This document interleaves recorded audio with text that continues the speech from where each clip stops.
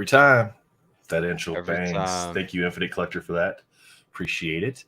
Melfi, welcome back. Week 2 for What is you. going on? Week, what week is this? They all run together. Week Episode 13. 13? No, that's not right. It's episode 16, I think. Is I it? probably mistyped it. Yeah. I got to fix that now. Oh, my goodness. Oh, boy. Probably fat fingered the 3. It's supposed to be 16. I'm pretty sure. You guys saw the thumbnail. It says 16 May. That's not the date. That's the episode. I fat fingered the episode. I'll fix it. My goodness. So many of them running together, man. I tell you. Yeah, time is flying, it feels like. Yeah, it sure Especially does. this year. How you doing this week, man? Everything is good. Good. You still got me? You're good, buddy. Yeah, All right. still got you. Yeah, everything is good. Chilling. Awesome. Yep. Awesome. We should have a couple more people jumping on tonight. Dad duties and other things, life. Swami, what's up, my man? How are you doing? If you'd like to hop in, sir, I'd be happy to send you the link. You know what? I don't even know why I'm asking you. I'm just going to post the link out there for you. And if you want it, you just grab it. Easier that way. Swami's been killing it lately. Then I can get Josh all worked up that Swami's been on the shows 3 times before going on his show. There he is. I razzed Josh. He's out at the sporting event for his son tonight. He just says sports, so I never know if it's soccer, if it's baseball. It's all of them. What's going on, Armando? How you doing tonight, man? So, yeah, we are going to have a special guest joining us tonight. No worries, buddy. Bob, what's going on, man? How you doing? Bob and I just worked out a deal. Bought some annual cards I need for my set. Oh, nice. Are you going after the blues, or what are you going after? Yeah, but I still need a decent amount of canvas and silvers, because you only get so many. Yep. We were trying to make a trade, but I didn't have anything he needed. And he had a bunch that I needed, so I just bought them from him. And it's kind of weird because it's almost like a 3-way trade in that I bought a bunch of stuff from Bob, but I sold a bunch of stuff to another person. Mm-hmm. So it was like this weird movement just of collectors helping each stuff. other. Yeah, exactly. So he says he'll pop on if he can. All right, cool. Baseball tonight, Josh says. Mr. Jayhawk fan, what's going on? Captain Crockpot. Sir, if you still want to join us, you can join us, Captain Crockpot. That link is still good for you, even though that box didn't come in. So, speaking of boxes. What's up, Interglobal? Speaking of boxes, Mr. Melfi. I do have a box. He's got something for us. Ages. Marvel Ages, first time.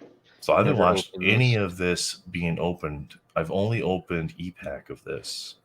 I never opened a box, so I have no idea. I know a couple of the hits, but nothing too crazy. So figured might as well.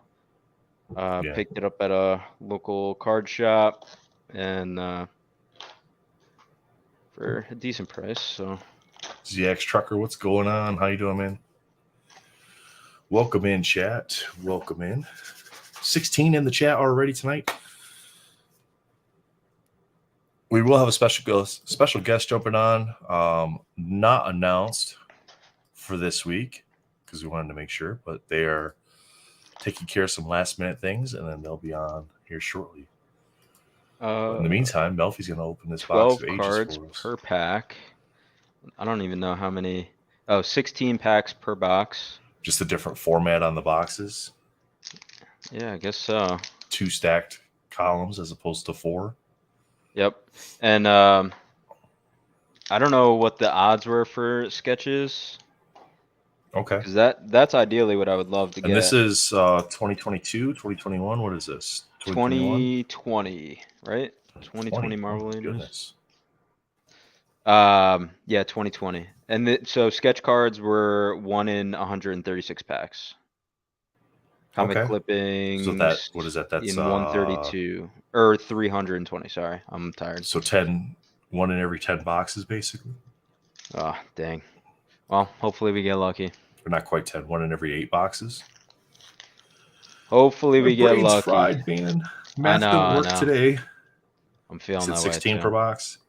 16 per box. 1 in every 8.5. There are a lot of cards in this. This is crazy. Yeah, it's super thin stock. That's for sure. Yeah.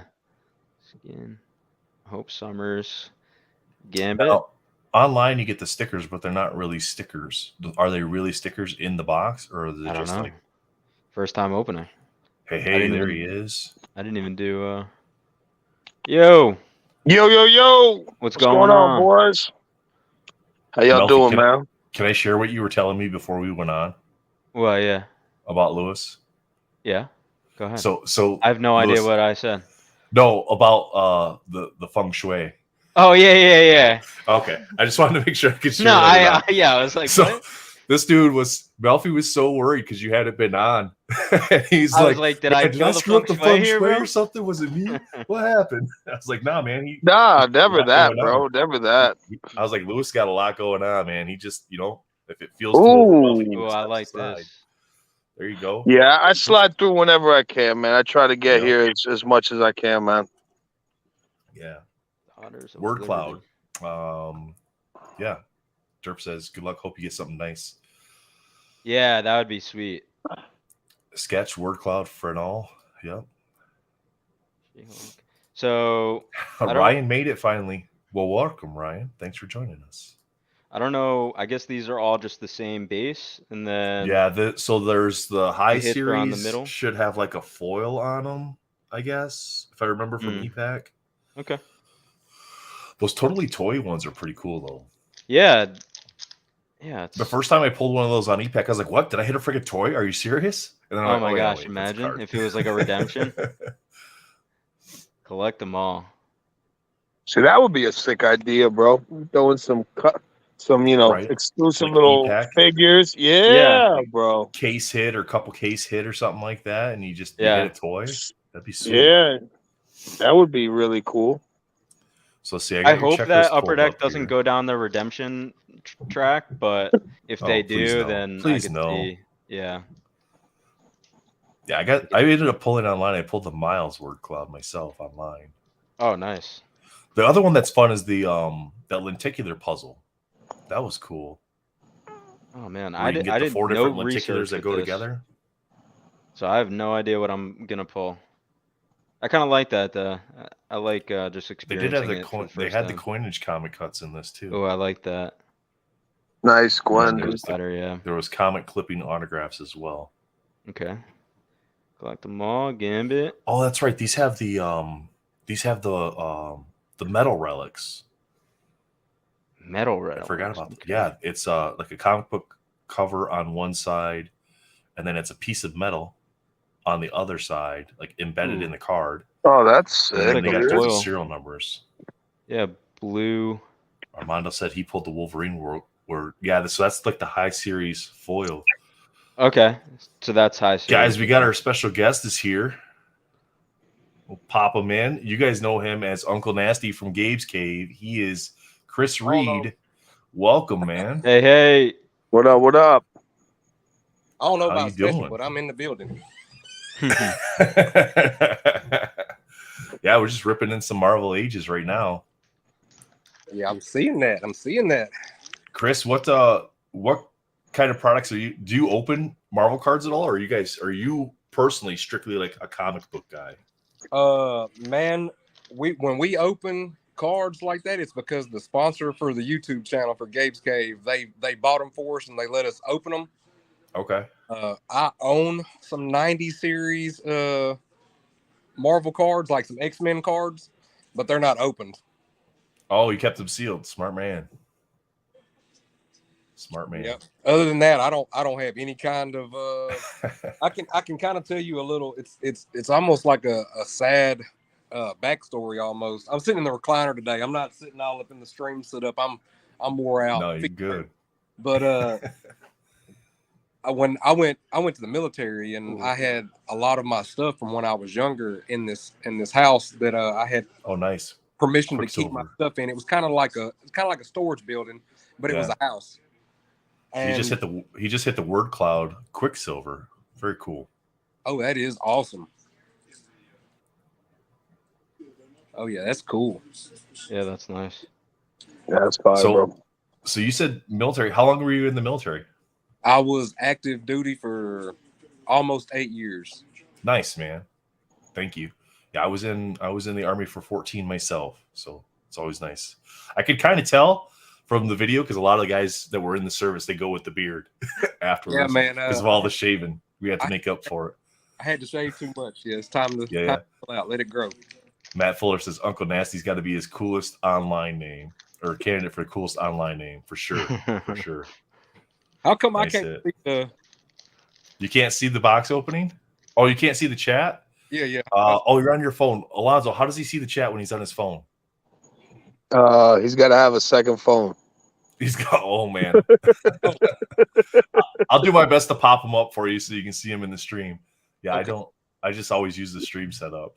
Yeah, man. Nasty was a rap name. Even when I was in the Army, I rapped, did freestyle shows and stuff like that.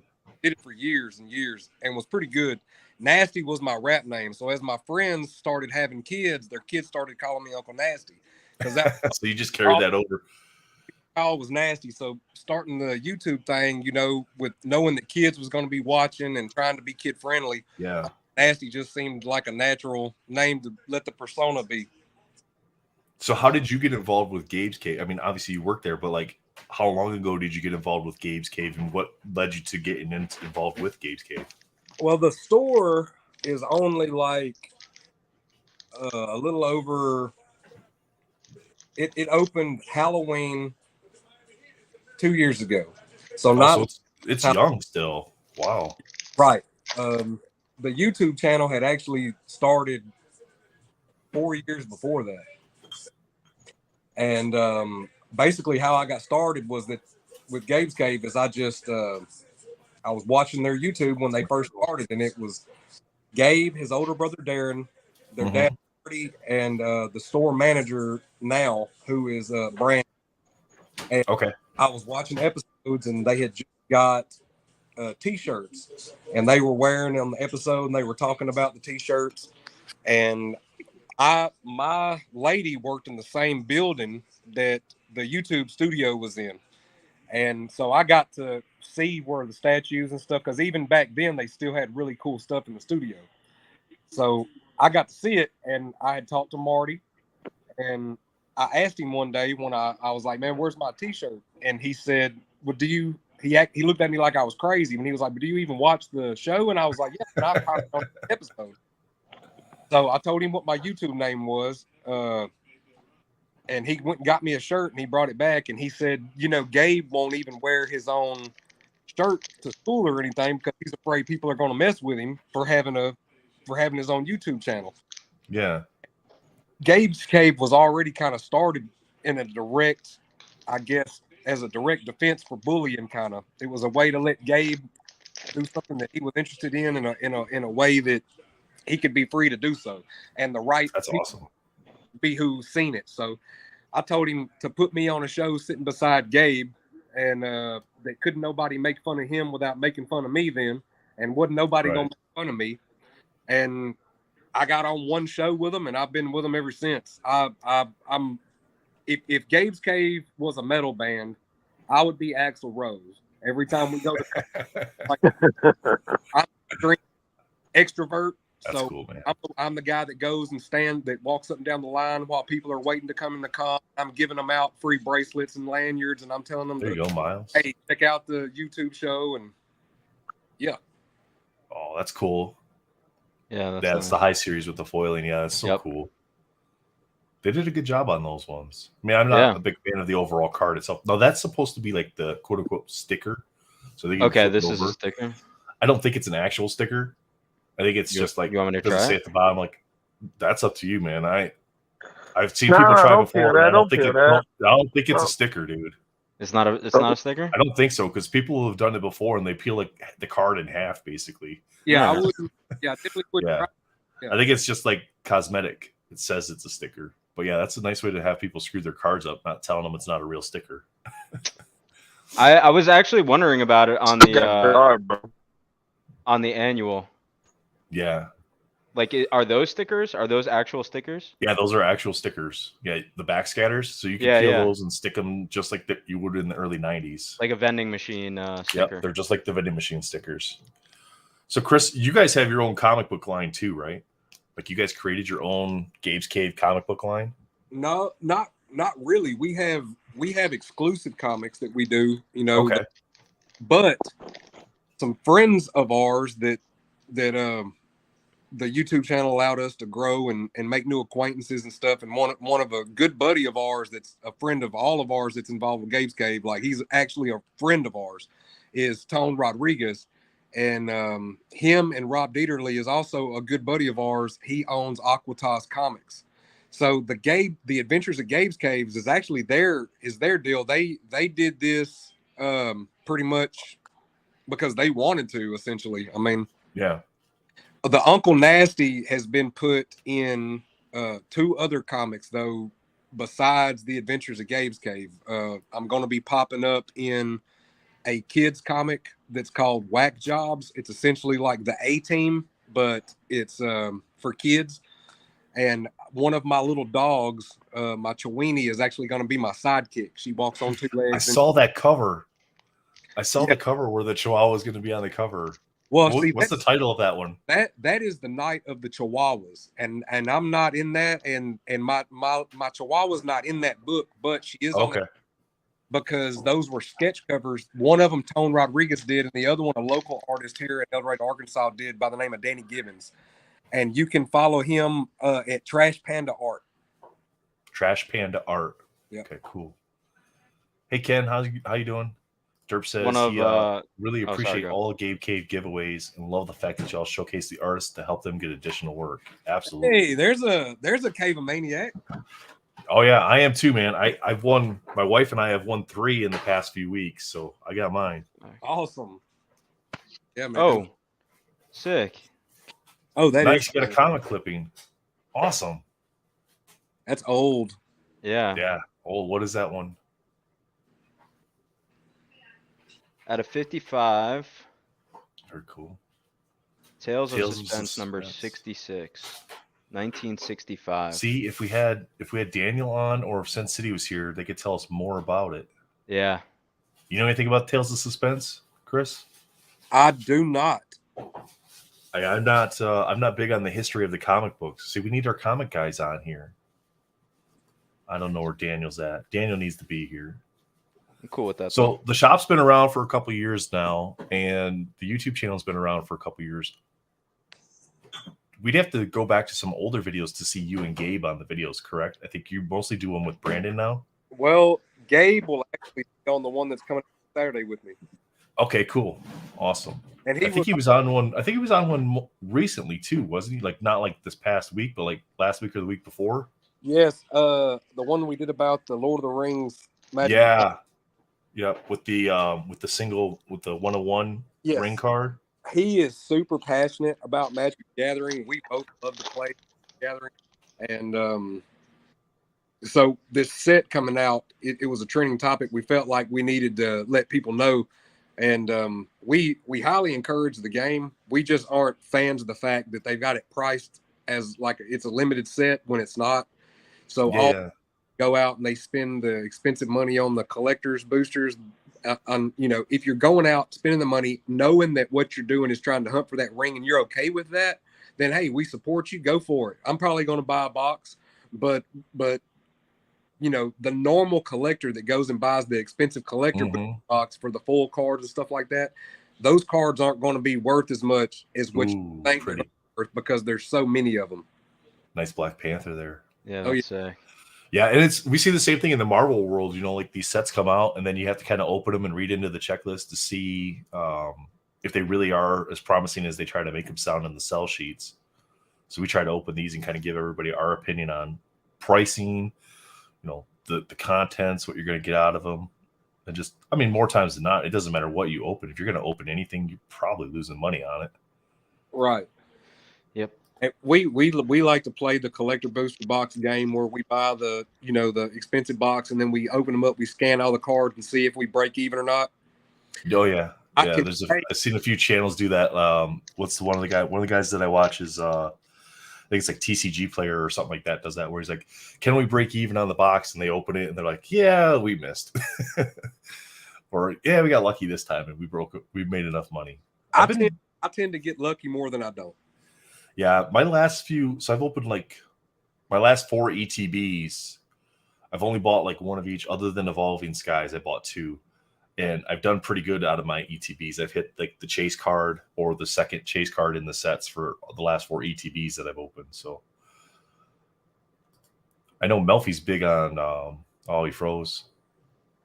Did I freeze? Yeah, you're good. You're back now. It just Oh, like my was bad, my bad. it was just a real quick glitch. It might have been on my end too, but I know you're big into Pokemon too, right, Melfi? Yeah, I was. Yeah. I love Pokemon still, but I've been ever since moving into Marvel. It's like you can't collect everything. You gotta kind of pick and choose. For sure, especially when they have all these MCU sets come out for like every single TV show for the past 10 years. Right, right. So, Chris, did you see? No spoilers either, but have you seen the new movie for Marvel? Guardians? Yeah, I saw your video, so I know you saw it. But it's just for our guest. Have you seen it? What were your thoughts about the movie overall? Well, that's also going to be what Saturday's episode is me and Gabe. Basically. Okay. Well, no, we don't want you to spoil your episode then. But I saw your Facebook post. That's like I know he's seen the show. There's always other reasons to watch the episode, but I'll tell you briefly that I liked it. Like, Yeah. It's a James Gunn movie. I'm hoping that he does good with what he's doing with DC. But I enjoyed it, and Gabe enjoyed it. We all seem to enjoy it. If I had a gripe, it would probably be how they introduced Adam Warlock in, and Okay. a lot of people were that I talked to were what ruffled their feathers was how they portrayed the High Evolutionary. But I feel like from a character that 85% of people are going to go see that movie don't even know. I feel like the villain role, he did that very, very well. Like he had that, that feel that you wanted him to get his butt kicked. And that's essentially what you want. That's what you want from your villain characters. You want them to lose, but you also got to like stick true to the comic book stories and maybe draw it out a little bit like they did with some of the other characters in past movies. Like with Thanos, you wanted him to lose so bad, but the way they set those movies up was like, crap, he might not lose with the way this is going. And they actually let him win for a little bit, right? Well, that's supposed to be our Kang. You know what I mean? That's supposed to be what's happening with Kang. I'm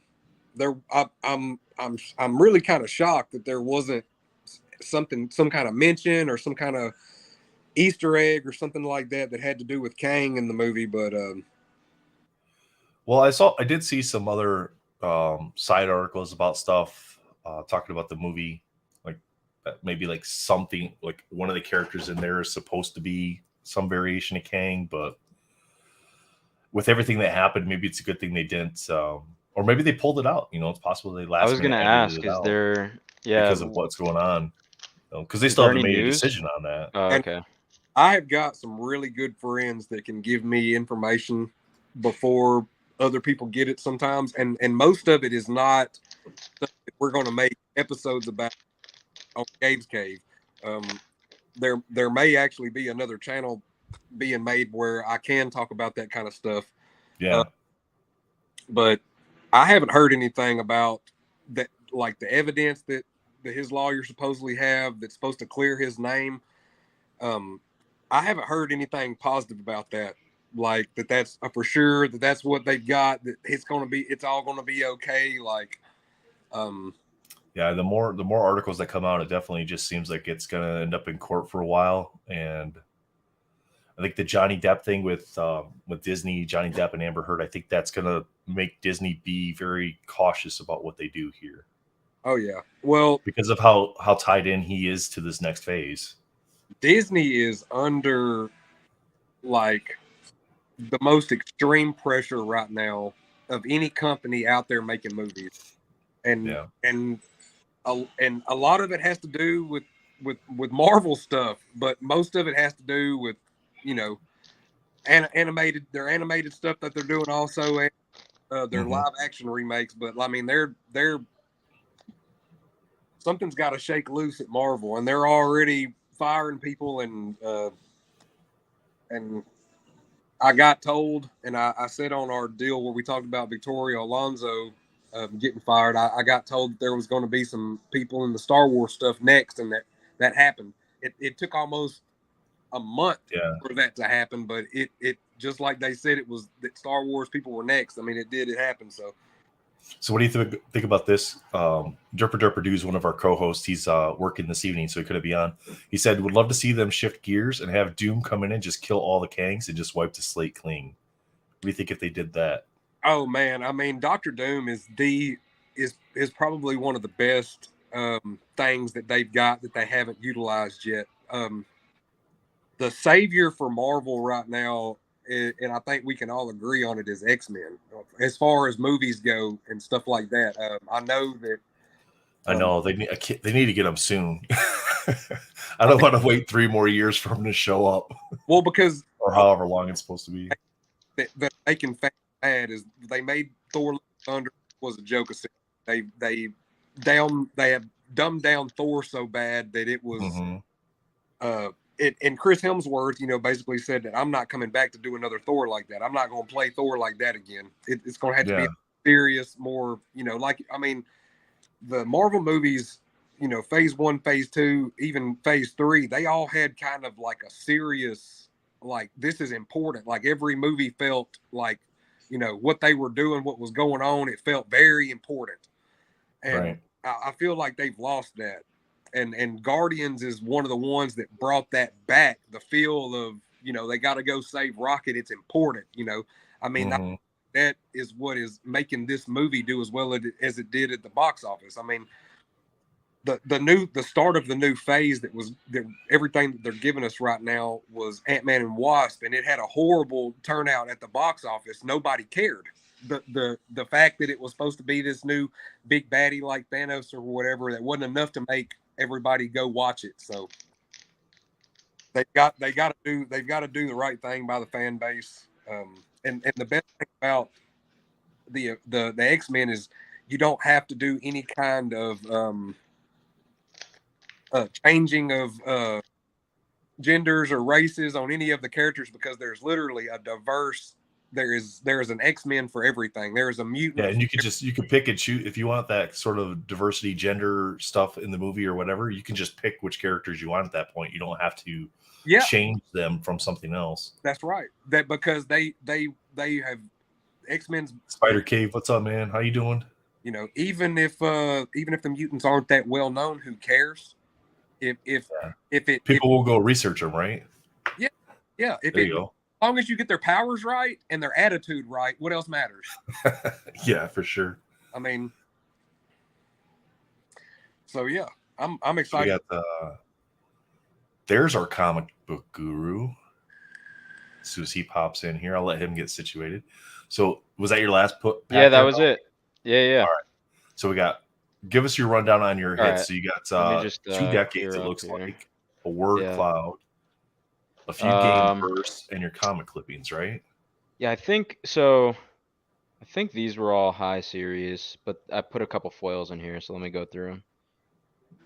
I didn't know if these like sticker cards were hits or not. I just kind of I got your checklist pulled up. Let me give you your box breakdown: 4 base foils, 8 photo variants, which basically is just a zoomed in version of the. So it's these, yeah. Okay. Yeah. 2 decades inserts and 1 flavorful or word cloud insert. That's your box break. All right. So got the magic. Okay. And you got a case hit. The comic clipping is a case hit. So yeah, that was nice. I think the big hit. So Ant-Man looks cool. Yeah. At first, before I saw the name, I was like, Ultron. I don't remember Ultron. Father Time, which okay. Black Panther foil. Next one there. And then Sandman. Mm-hmm. And then we got the 2 decades. Got the Nico. And then Luke Cage. I think there was 4. Was it 4 different decades or was it 5? It was 4 or 5 different decades that they had. So it had artwork from each decade. Okay, here we go. 6 of them. 60s, 70s, 80s, 90s, 2000s, and 2010s. Yeah, But these cards they don't are have really all cool. the same characters aren't in every single one. Oh, okay, that makes sense. So some characters have more than one. Like Wolverine's got what is it? 1, 2, 3, 4. Wolverine has 4 decades cards. Spider-Man, I'm assuming, has a ton too. Yeah. So what were your decades? You had Luke Cage And in the 80s. Nico, yeah. So that was 1 in 53 packs, and then the 2000s is a 1 Yep. in 32. Okay. And each one has 10, so not too bad. Okay. And then the comic clipping. Daniel, tell us about this one. I can't read the issue. What issue number is So it it's issue Tales of Suspense number 66 from 1965. Okay, cool. Can you show them the cover a little bit better? I don't think that's a key, but I'll look into No, it for you real so quick. on the back, there's the cover art there. Yeah. There you go. Yeah. Is it Iron Man versus Captain America? Or Iron Man and Captain America? Captain America. Okay. Cool. Yeah. It's a cool. I'm happy card with that. for Iron Man. Yeah, Case I'm hit, happy. though. So that's Yeah, the nice. first appearance of the Red Skull, Johann Schmidt, in the Silver Age, Origin of Red Skull, and the debut of Iron Man's Model 3 armor equipped with what would become his classic repulsor rays. So it's Oh. at least a comic cut from a pretty decent key issue. Okay. Cool All with right, that. buddy. I'm going to have to put this on your performance review. I saw that you had to Google that, so. I'm still here. That's fine. No, you're good. You're good, Chris. You're good. Uncle Professor Oak says, "Oh my God, I finally found the right stream to see the chat." Boss, it's just scrolling right across the bottom of the screen there, and it's in the links that we posted, so it takes you directly to that channel. So yeah, guys, if you're looking for primary chat every week when we post the links in Discord or in Facebook, if you just click on that video link, it takes you directly to the one that's the primary chat that week. Professor Ark said, "Loving the artworks." Brittany says, so I was happy with this. Cool. This was fun. Yeah, not too bad. So it looks like I missed out on a box break of Ages. You Yeah. did miss out on a box break of Ages. And man, that Quicksilver card's a trip because at first glance it looks like a Gambit card. Oh yeah. Yeah, like that to me that looks like a pink chest plate and then a trench coat. So at first glance it looks like it would be Gambit. Yeah, Word it does. cards. Those are so cool though. The really- word clouds. Then on the back is like a clear image. Freddie snagged a perfect 10 CGC Spider-Man last week off of these. Are you talking word cloud Spider-Man? Because that's pretty big. Oh, 60s decade card. Okay. Yeah, I think I saw him post that. That's really cool. Sweet. Professor, I was so confused. I was all alone. But we do have people that do like to be alone, so they just go hide out on one of the other channels. So yeah, Chris. So what we do is like there's like a group of 5 or 6 of us, and we stream the show to everybody's YouTube channel. But each week we rotate who the primary chat is, basically. So if the people that are here watching want to communicate with each other and talk back and forth, there's one channel that they go to, but it's still streaming on everybody's channel, which is really cool. Oh, cool. Spread So that love around. when Nasty's whole jumps up and gets started, we can. You guys, speaking of Nasty, you do a Thursday night thing. Yes. I haven't been able to catch it because I've either been working or have other stuff going on. Tell us about your Thursday night thing that you got going on. Man, essentially what it is I start comic books at a ridiculously low price, and I let the people tell me what these things are worth. Even slabs sometimes start at $1. So Nice. You just run those as like an auction thing then. yep, it's all stuff that comes out of the Gabe's Cave Comics, Cards, and Collectibles store. Some books start more than $1 if it's a new book that just came out that week. Sometimes I'll start at like half off the cover price. Nice. But yeah, it's all kinds of stuff. And our back stock room, we have got so many comic books. It's I don't even want to try to give a number on how. It's like most places I would go into. Like we got a comic book shop by us that's called Dragon's Keep, and there's 4 of them within like a 15-minute drive either direction of us because they're spread out pretty far. And when I first found them when we moved here, I'd go into their basement and I'd just shuffle through all their books, and it was like a few hours at least at every place. My daughter would go with me, and she'd just be sitting there. She'd be like, "This would go faster if you would help." I don't. You'd have to come in when we open, and you may be done. You may be done by the time we close in 8 hours if you come on a regular. Depending what you're looking for, right? Well, I'm So saying your back stock, you wanted to look through all of the back stock, it would take it'd take you all day. So do you guys have your back stock just kind of, it's all just boxed up, or have you gone through the process of actually organizing it alphabetically or by series?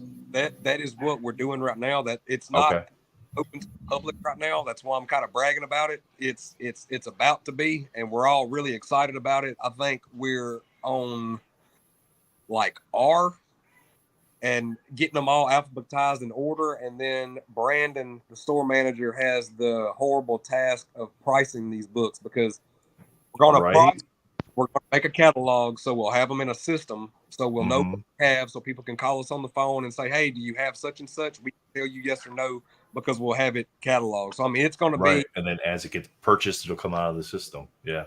Daniel, sounds like a road trip, man. Yeah, I think there's like there may end up being like an iPad that has like a picture of the book that you can go in there if you wanted to look to see if we had something. You could just, you know what I mean? I don't know. There's been a whole bunch of stuff talked about. We also have a secret room. It's essentially Speak Easy. You will have to pay a membership to be able to go in there, but there's going to be another secret room inside that secret room that's called the Vault. The secret room's name is the Fortress of Solitude, and the Vault is going to have a very expensive, elaborate set of graded comics on display. Wow. Some of them will be for sale. I've never heard of a comic book store having that. That's so cool, though. Yeah. Have like a membership to be able to go in. You walk down. I feel like a kid at Blockbuster, be like, "What's behind the black curtain?" Hallway that's probably, I don't know, 25, 30 foot long, and it's got arcade games, the free-to-play arcade games, all the way down one side of it. At the very end of it, there's a phone booth. You go inside the phone booth, there will be a phone. You'll punch in your code, and this door that you didn't know was there will open, and it will let you into another phone booth from which you can open the door and go into the Fortress of Solitude. So it's like that British show. What is it, Doctor Who? Is that what it is? That's probably not the right show. Kind of, yeah. It's kind of like that. Like you go into the phone booth and then you're like transported to the other phone booth and then out you pop. Yeah. Another place in time. One side of the phone booth is going to look like, you know, like a phone booth that Superman would have changed in. Right. Once you go into the Fortress of Solitude, the phone booth is going to look like the one from. That's going to be awesome. Whenever that's open up to the public, I'd love to make the small road trip and definitely check that out and film that experience. Yeah. How far did you say that is from you, Daniel? How far are they from you? El Dorado is like maybe an hour. Okay. Oh my God. Look, bro. Already for that kind of trip. Like without that being opened, it's worth coming to the YouTube studios there. So all the big statues and the sideshow out on display. I mean, it's not just a comic book store. Gabe's Cave is an experience. I mean, it's one of those places that it might be tucked off in this little town in South Arkansas, but you're not going to find nothing like it at all around here at all. Like you would literally have to go to a city that's got 1 million people. So how big approximate square footage wise is your guys' shop? Whew, I don't even know. It's huge.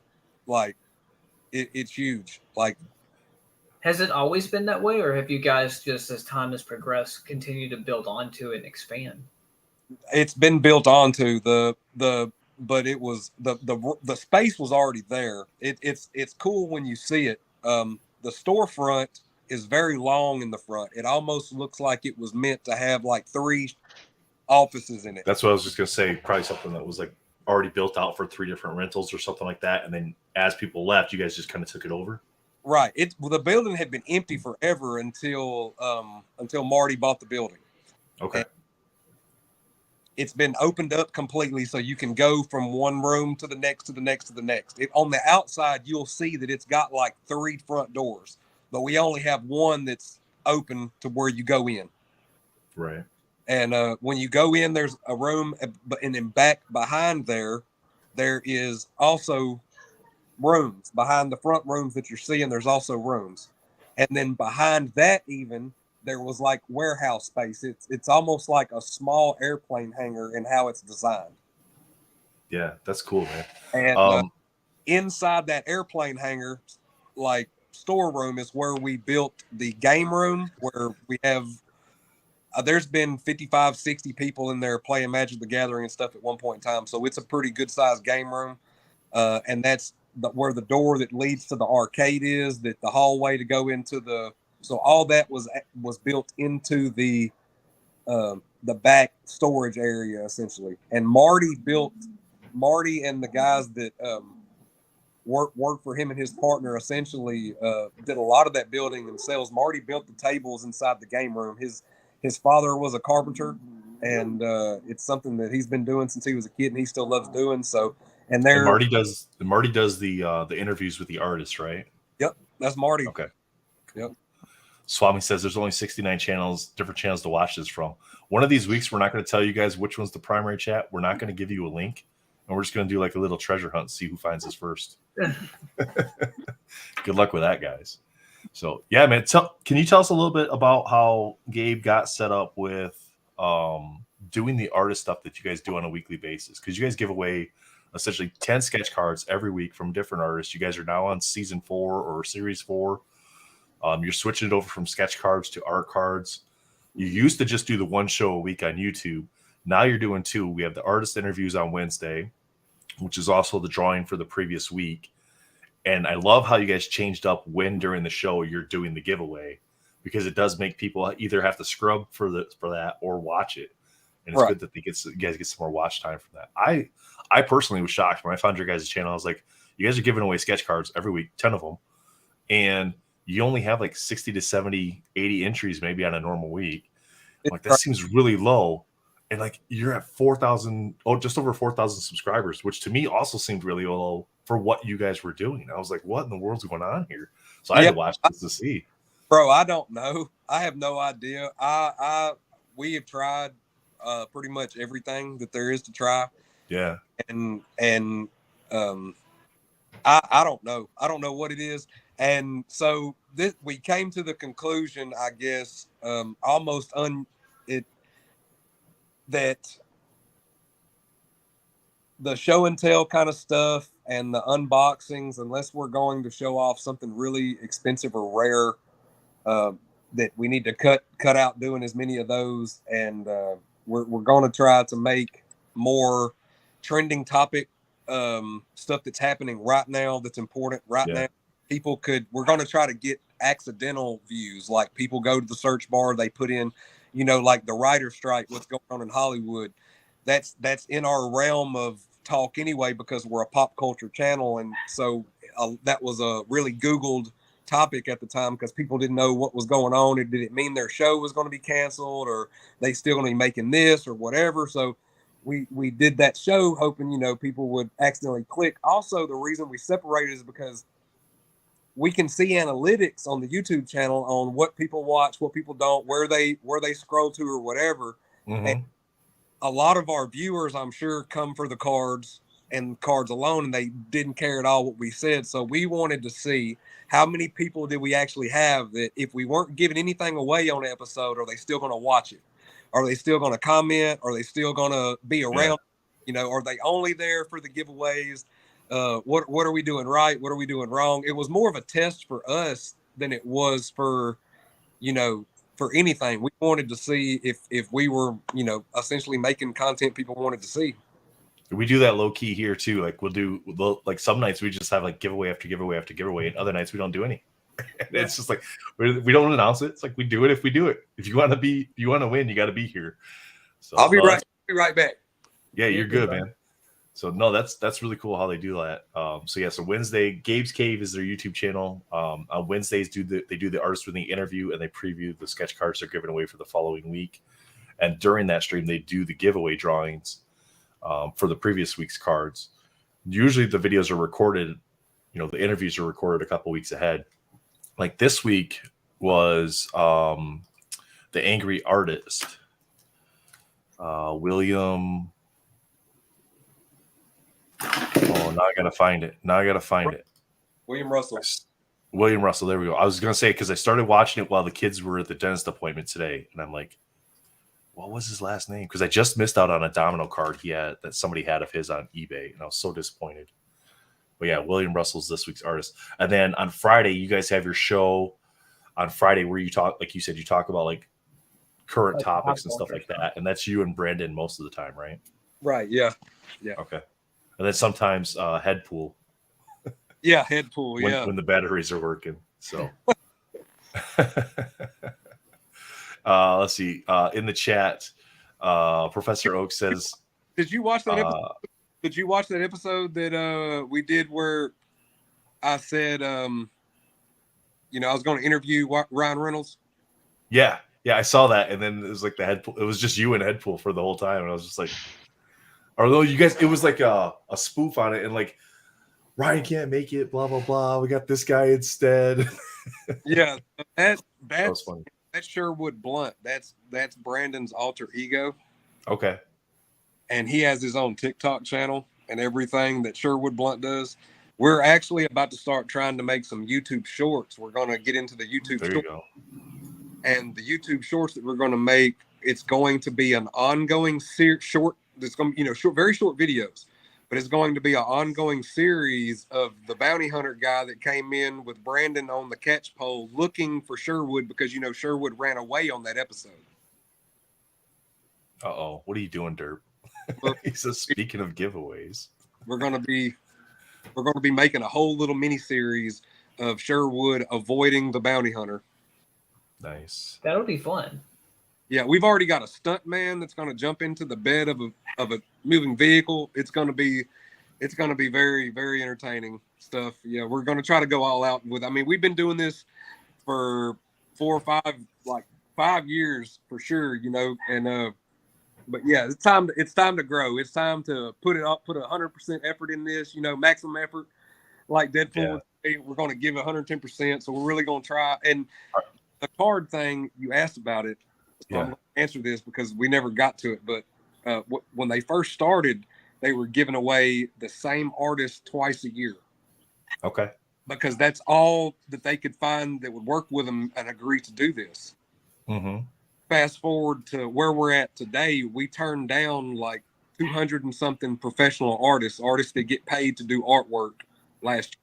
That's how many people wanted to do it. And that's how come we're giving away. We used to not give away that many either. That's why we're giving away 10 a week now, is because we have that many artists that want to work with us. We're very blessed to be in that position. And, absolutely. And I mean, we wish it's the truth. This is the truth. If we had 10,000 people watching the episode, we'd give 50 cards away a week. I mean, we wouldn't stay at 10 cards. You know what I mean? If we had a higher number, we would pay these artists because we love them and we love supporting them. We would pay them to do as many as they would take on, or get that many more artists, and have to do a double interview every Wednesday, or have to do 2 or 3 episodes a week. I mean, we would do something. I mean, if we had that many views, we would do something. I mean, we'd start giving sideshow statues away. Crazy stuff. I mean, that would be insane to give sideshow statues away. Are you okay? Are you okay, Chris, if I share the snapshot of the cards from this week's video with William? Absolutely. Yeah, absolutely. All right, let me pull this up. If you guys aren't already subscribed to Gabe's Cave, you have to go over there and subscribe, because this is the type of art you can win. So this is William Johnson, also known as the Angry Artist. William Russell. What Russell? Sorry, William Russell. You scold me afterwards. William Russell, the Angry Artist. This is 15 cards that they did. 10 of these are going to be given away this week. So correct me if I'm wrong, Chris. The process is like the video, leave a comment, go to the giveaway link, type in your information, type in your top 10, like the 10 that you would want in the order you would want them, correct? Right. Now listen, you don't have to share to be able to win these because we don't have a way to check to see if you do that anyway. Right. But it does get you cool points. That's a fact. For sure. For sure. All the cards will end up being given away too. That the 10 I know Marty away, was saying that there's right, like, because the 10 that are given away are based on the answers that people provide when they enter, correct? Right. See, like this week, I just got done packing Seth Groves cards. Okay, cool. Okay, and I'm not going to say who got what, but I will say that it was crazy because this is exactly what happened. Is first place picked a card. Mm-hmm. The person that won second place didn't, said all of them are awesome, send me whatever. Okay, third place picked a card. Fourth place didn't. Basically said the same thing. All of them are great, whichever one. And so on, all the way down to 10th place. So it was like that. Somebody picked something, somebody didn't. Somebody picked something, somebody didn't. So everybody that picked something got their first choice. Is that not crazy? That is crazy. Yeah, because I know Marty has said in his videos, if you don't pick a card and you just say they're all awesome, send me whatever, no matter what number spot you're in, you get moved to the bottom of the list. Correct. It goes that way. But when I'm packing the boxes, yeah, let's say number 2 didn't pick, which ones that are left, I'm picking my favorite and I'm giving it to them. Like that's cool. That's how I move down. Like I make sure that they continue to get awesome artwork, even though they didn't pick. And I normally write a little sticky note letter when I pack the boxes and I stick it to the lid of the box. So when they open it, it says something like, hey, basically like, thank you, appreciate you, Cave Maniac. Yeah. Please share, love Uncle Nasty. I like the little touch that you guys started adding to the boxes too, the little stand that you started adding into the boxes too. Yeah, and that's just really cool. We could get those ordered, we couldn't get them anymore. So now we're like trying to find something else that's equally cost effective that we can give away every week at that many of them a week and be able to get them when we need them. So we ordered a bunch of those and we're already out. So if you're getting cards from us now, there probably won't be any coming in. So we're looking for some more, but we don't have any right now. These cards are awesome, by the way. They the are. Spider-Man, the Wolverine, the Vader, the Doom. Yeah, the Ahsoka's sick. If you guys like people that are not afraid to speak their opinion and will call it like they see it 100% of the time and call other artists out, and when they see nonsense, they ain't afraid to stand on their ground. William Russell is a guy to follow. He goes live all the time, and he'll even say like, hey, I'm gonna rant. He got the name Angry Artist for a reason. Like, he is a gentle giant. He's a massive individual, but he's a really cool dude. But he ain't afraid to be a grizzly bear either. So, but he's definitely worth following. Yeah, some really cool artwork here. I think for me, it would definitely be Wolverine. People want to hear Spider-Man, but that's not the answer I'm giving. I'm giving Wolverine, Ahsoka, Vader, Doom. Well, you have an opinion on Spider-Man, don't you, Nathan? Yeah, most overrated character in the entire Marvel world. Look, see, to me though, I'm going with the Batman Who Laughs. That's my first choice. Batman Who Laughs. Yeah, that's the the middle, second to last. There next to Thanos. Yeah, and I'd probably do Dark. Brittany says middle top. Brittany says middle top. Next. So, guys, hashtag Derpa in the comments. He wants to do a giveaway. Hashtag Derpa in the comments. What is the artist's name? You said you just type in Angry Artist. The Angry Artist, William Russell. William Russell. Okay, but he has an art page that's the Angry Artist. I do believe the art of, or it might be the art of William Russell. I can't remember. He was saying he does a couple cons every single month too. Yeah, dude, he's always going somewhere. He loves building his fan base, and his commission prices are extremely reasonable if you get what I'm saying. Like for what he's going to give you when you pay him the money, like, and listen to me, he is the quickest that I know other than Tone Rodriguez of getting to his stuff and getting it knocked out. And that's not, all of them are fast in my opinion, I think for their workload. But William, if he takes a commission, he's going to tell you either when he's going to start on it or whatever. But when he starts on it, it's done in like a day.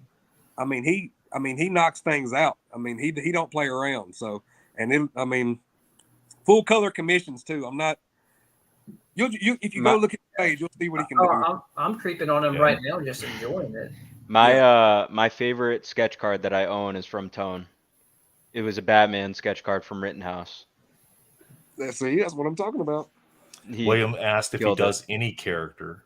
I think he's asking there, does basically will he do any character? Absolutely, he will. He was at the cave the other day, and a little boy that we call Jackzilla actually has his own YouTube channel. I believe it's Jackzilla is the YouTube channel, and he loves Godzilla. And when he came in, because he's a big fan of the cave and everything, William Russell and Tone Rodriguez were both at the cave that day, and they both drew him a complimentary Godzilla sketch on like the board for a comic book out of a bagging board. Mm-hmm. They drew it on, but we're talking about tip top, awesome artwork. And if you can probably find that somewhere if you go back far enough on our Facebook page or Instagram. But yeah, so. Yeah, guys, for Derpa's, the hashtag Derpa giveaway, you do have to have an ePack account. It doesn't cost you anything to set one up if you don't already have one for him to be able to transfer that to you. So hashtag Derpa in the comments to get entered for the giveaway. Tone sketch, by the way. Let me make you a little bit bigger here, Melfi. Yeah, the Dark Knight Returns. Yeah, that's really cool. Yeah. Yeah. We had Tone at the shop on Free Comic Book Day, and he was doing free sketches for kids. All kids had to do was come in there and tell him what they wanted, and he was doing free sketches for them. Yeah, that's awesome. So cool. Yep. I had one. So my wife actually has one twice, and I have one once. I won the domino. I'm a big domino guy, and I hit the domino from Funsat. Oh yeah, if I'm saying that correctly. Yep. And then my wife hit the Venom, and that one was I'm trying to recall. Corey Payne, is that right? Yeah. Okay, yeah. And then she just hit the Magneto too. Ooh. Yeah. Lord, that's a nice one. Man. Yeah, she got that Venom. She's like, I got a sketch card. I was like, how the hell did you get a sketch card? She entered on one of the videos. I was like, are you serious? It's like, now you're hurting my chances of winning. Yeah, she's and like, I mean, here you go. our editor girl is who runs our randomizer. Okay. So, I mean, she's straight legit with it. I mean, it's first time. Yeah. I mean, she's not.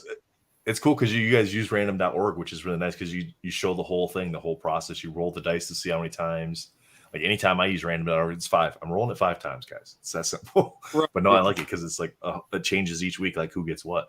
And it's like you're watching your name. You're like, no, don't be in the top 10 on the last spin. Bro, there's some people that have been caught, and like I'm not saying caught like in a bad way, but they got caught like in a flood of wins. Like there's some viewers that have won like 7-8 times in a row before. We have a guy on our channel. We have a guy on our channel that has this really, really weird lucky streak. This guy, he seems to win everything. Bro, I swear, I was like, man, we got to find out if these people are hacking, man. I was like, there's right. No it's like, how are they doing it? Yeah, there's no way. There's no Michael way. Michael Clark says he's won 4 times so far.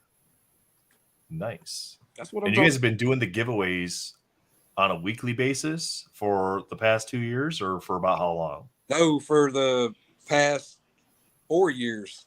Oh, that's right, because the YouTube channel was around before the shop was. The shop was 2 years, but the YouTube channel was around before that. Wow, so 4 years doing weekly sketch card giveaways. That's insane. The first year it was the same artist twice a year. So the first of the year you'd get some cards from the artist, and the second part of the year you'd get cards from the same artist. But the second year we had enough to do every year, and so on. But this past year we actually had to turn down enough to be able to do 2 years worth of. So like our box for next year is already 3/4 of the way full. Like we've already. That's artists crazy. Sending in their cards for next year. So I mean, Mark said he won a zombie cap. Nostalgic says he's won once. Armando says he hasn't won in a month. Well, good. Somebody else can win. You win at everything else, man. What you Fighting giveaways and Pulls an auto every weekend Unbound. You want to come in Right. because last place is going to get a sketch card too. But you might get one from last year, bro. You might get a fire sketch card that didn't get picked from last year in your loot box. You know what I mean? Yeah.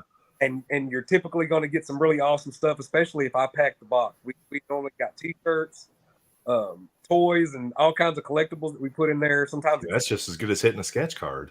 Yeah, man.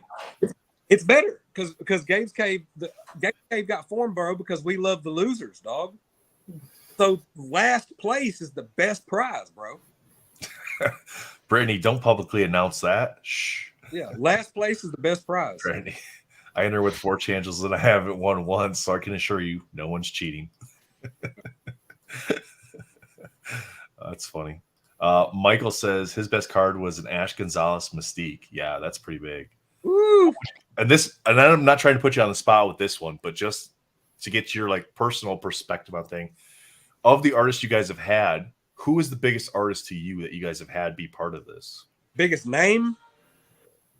In your opinion, like could be biggest name, could be who you feel is the best artist in your own personal perspective on art. Lucio Perillo and Carla Cohan. Okay. I mean, and then your reasoning behind that. You can go see a Lucio Perillo comic book cover on any major title. You know what I mean? And normally whenever he's on one, he murders it.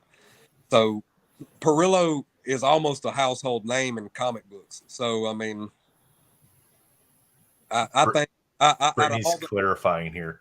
She's covering her butt. She's like on the YouTube giveaways, not on the Gabe Cave stuff. She's talking about ours. Right, because I can see Uncle Nasty over there like, all right, Brittany. All right, let's check for Brittany, see how many Brittany's we got entered. Well, I'm gonna show you though that even though I think by now I will say this, that Perillo and Carla did not give us what I would consider the most thought out or well done art on our sketch cards. Like when they did sketch cards, they did sketch cards. Like what you guys see, basically we had they were still art cards because even season 1 from the very beginning, artists were doing, you know, really elaborate things on these small, you know, mediums. So, but now it's almost like they're in some type of competition with one another, low key. It's almost like who can do the most insane shit on these. Well, because the artists are entering too. Like the artists, like I want to win this guy's card. Yes, bro. It's so cool that they're participating in it as well. And last year we had Seth Groves and Candace Daly and another artist. I can't think right now, but they all like talked about it because they all signed up about the same time to do them. Was Rob Broussard was one, wasn't it? Yeah, Rob Broussard. Yeah, I love Rob Broussard. That's one of my buddies too. Like he's coming up this year. Like he'll be up this year. Like his card, we've got some amazing cards by him. He was actually on the Spider-Verse set of Marvel cards. You can get a sketch card of him out of the Spider-Verse set. So, but yeah, so he's coming up. But anyway, they got together and they did cards like separately that were puzzle cards. So if you got one from Seth and you got the one from Candace and you got the one from the other artist, you put them all together, it made one picture. And they did this not being in the same place. Do you understand how difficult that is? Yeah, no kidding. And it was an amazing, it was a Lord of the Rings scene. And it was fantastic. I mean, it was just, it's crazy what these guys are doing on these cards. Yeah. I mean, every day I send out 10 of these little pieces of artwork and I'm just like, I really hope all these people really appreciate what they're getting. Oh, for sure. Absolutely. You know what I'm saying? They're amazing cards, right. For sure. It's like even the animated series, which I believe that was last week, right? Like, yeah, the Batman. From the animated series, the art quality looked like someone just cut it right out of the panel. You know, the film cell. I'm going to show you something. I'm going to hold up. I'm going to put these. Yeah, let me make you big. This was this was back when I could win cards. This was before I was a full-time host on Gabe's Cave, and I had just been on a couple of those. I could still enter, so this would have been season 1 cards. Okay. Okay. These were season 1 cards. Oh damn! Wow, That's cool. That's so sweet. Even from the beginning, there was, season 1. This is White Cooley. This was season 1. Now, let's see here. This is Tim Shin, season 1. Oh, Etrigan. I'm doing horribly. There we You're go. good. You're good. Yeah, Tim Shin's good, like just a lot of the Gabe's Cave cards, in my opinion, are better than a lot of the. Well, I mean, it's easy to see the artwork every week on their videos, but to me, it's way better than majority of the stuff we get out of like the Marvel boxes and that we could potentially hit. Not to talk bad about these companies like that. Feel free, talk bad about them. It's okay. We do. Not pay these artists enough money, bro. They do not. They do not. They don't even attempt to. So we pay these artists better than they do. Not. I'm sure of it. But I mean, the nice thing is, so do you guys give them extra cards for them to use as commission artwork too, or just enough for them to do their submissions back to you guys? You saw, actually, they're only supposed to send us back the 10 for the giveaway. So like William Rudd gave us back all 15. So we're going to give you guys those 15. Oh, wow. That's cool. And so you give them 15 cards, send us back 10. You do what you want with the other 5. That's nice. Right. And that's what started happening with, but William Russell, he was our artist for our very first store exclusive. That was a Department of Truth issue 10 that for him to give us back the artist proof, the artist that we want you to kill those cards and sell them at your tables at your cons and stuff, because not only does that help you guys make more money, but it helps us because they flip the card around, they see Gabe's Cave, and they want to know, why did you murder this card as hard as you did, and who the hell Gabe? Exactly, yeah. Now, one thing that I would love to see, and this is just my own personal preferences, I love that you guys send the stickers in the boxes for us to have. I got them here. I got my break wall back here, stickers all over them. I got one up there already. But I'd love to see like another, like on the back of the card, like a version of that QR code on the back of the card too. Like that would be so cool, especially like if they're doing these at the shows, because they're not going to have those stickers most of the time. Then somebody could scan that and it just takes them right to the YouTube or the shop page or whatever. That'd be so cool. Now I just sent a loot box to a guy that's an artist, right? Just packed it today. So when he opens his loot box, he's going to get a loot box worth of stuff.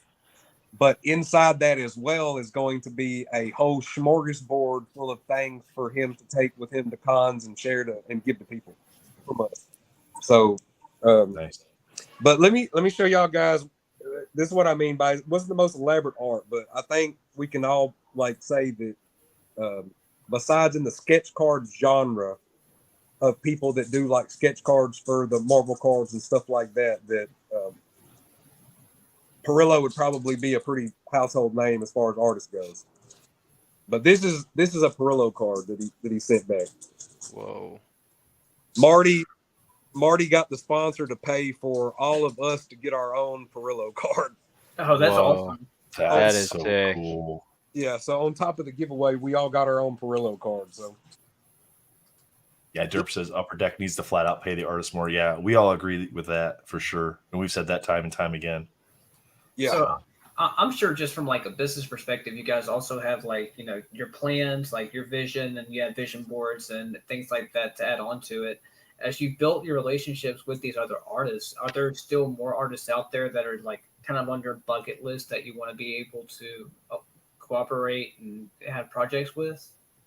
I mean, absolutely. I mean, we typically, when we go to cons or whatever, we normally reach out to artists there when we see what they can do, and but there is a bucket list of people. I mean, I'm not going to name any names because I don't know which one of them we're going to be able to get, which ones we won't. But we do have a bucket list of people. And like I say, the more subscribers and the more followers and the more people watching that we get, those bucket list names are going to be regulars. It won't be bucket list stuff no more. You know what I mean? It'll be right. Yeah. I mean, it's because I have seen a few interviews where like the artists got in this season, but they had tried for the past couple seasons to be in, but they just didn't. For whatever reason, there either wasn't enough space or they just didn't make the cut because you have so many that you can do. Well, you have to understand. We ask these artists to send. It's the hardest job in the world. Like I don't do it. It's not me, thank God. But it's the hardest job in the world to be like, these are the artists that that we're going to buy the cards from this year because we asked them to send in a sample. I'm trying to get an extension cord. My phone's going to die. No, you're good. You're good. I'm gonna pop this up real quick. Hashtag Derper guys. We got 23. Let's get a couple more in there. Our friend Derper Doo is going to be giving away an Unbound base of Demon Bear, Ares, Lady Deathstrike, and Heimdall as well. You do have to have e-pack, so you're going to reach out to him on Instagram. It's like a whole beginner set right there. If you're a little bit late, get you rolling for sure. But besides the artist interviews, if you go back and you look previously on the YouTube channel, you'll see that I have interviewed all kinds of people. I've interviewed Corey Taylor from Slipknot's wife, Alicia Taylor. Wow. She's the leader of an all-girl performance group called the Cherry Bomb. She was an NFL cheerleader at one point in time, and she quit because she said she got tired of dancing to Katy Perry music. Now, I want to bring up something that happened in your guys' community. I know it's not an easy subject to talk about, but you guys recently had an issue in the El Dorado area. I mean, tell us a little bit about that, what you guys did as far as the shop goes, and because your video that you put out about that, I thought was fantastic. So if you don't mind talking about that, that'd be great. Well, something is going on in our town, and our news and our sheriffs and police department, they're not being as open about everything as we would like. And I'd like to say that, first of all, for some reason, we're not getting information as fast as I think we should. But apparently we have a problem going on with our youth, our teenagers here in this town. We had 3 freshmen at a high school that overdosed on fentanyl inside the high school. They were sold a vape pen that was supposed to be a weed vape pen, and it was laced with fentanyl. And they were sent to the hospital, and they all made it. They were all able to be taken care of. And then shortly after that, we had a young man that was shot 15 times in his grandma's front yard before school by a 19-year-old, and he was a sophomore. He was a sophomore at our high school, and we, due to all this, we find out that there's, but and we have a small town. This isn't like Chicago or Houston or nothing like that. Like we ain't having, even when I was younger, there was like this side of town had a clique or that side of town had a clique, but they met up and they played basketball against one another or had rap battles. They didn't go start shooting at each other and trying to make people overdose. So all this stuff is kind of new to our community. We're kind of, it's almost like it's a little bit shocking, So I mean, and I don't want to bring up, animosity or any negative feelings, like hurt feelings about it, but I wanted to give our viewers a little bit of backstory about what happened recently and give you guys an opportunity to talk about like what you do in your community to help better the youth, because you had mentioned it in your Facebook post that you had made that day you guys shut down early. So why don't you tell us a little bit about what you guys do, bringing the youth in, and how you involve them and what you guys got going on. Well, like I said, free comic book day. Tone was there doing free sketches for kids. We normally we have the game room. It's open all time. We're open. It's first come, first serve. You can reserve it. But Gabe's Cave, we try to share to all the time that we want the community to come out. We're always giving free food.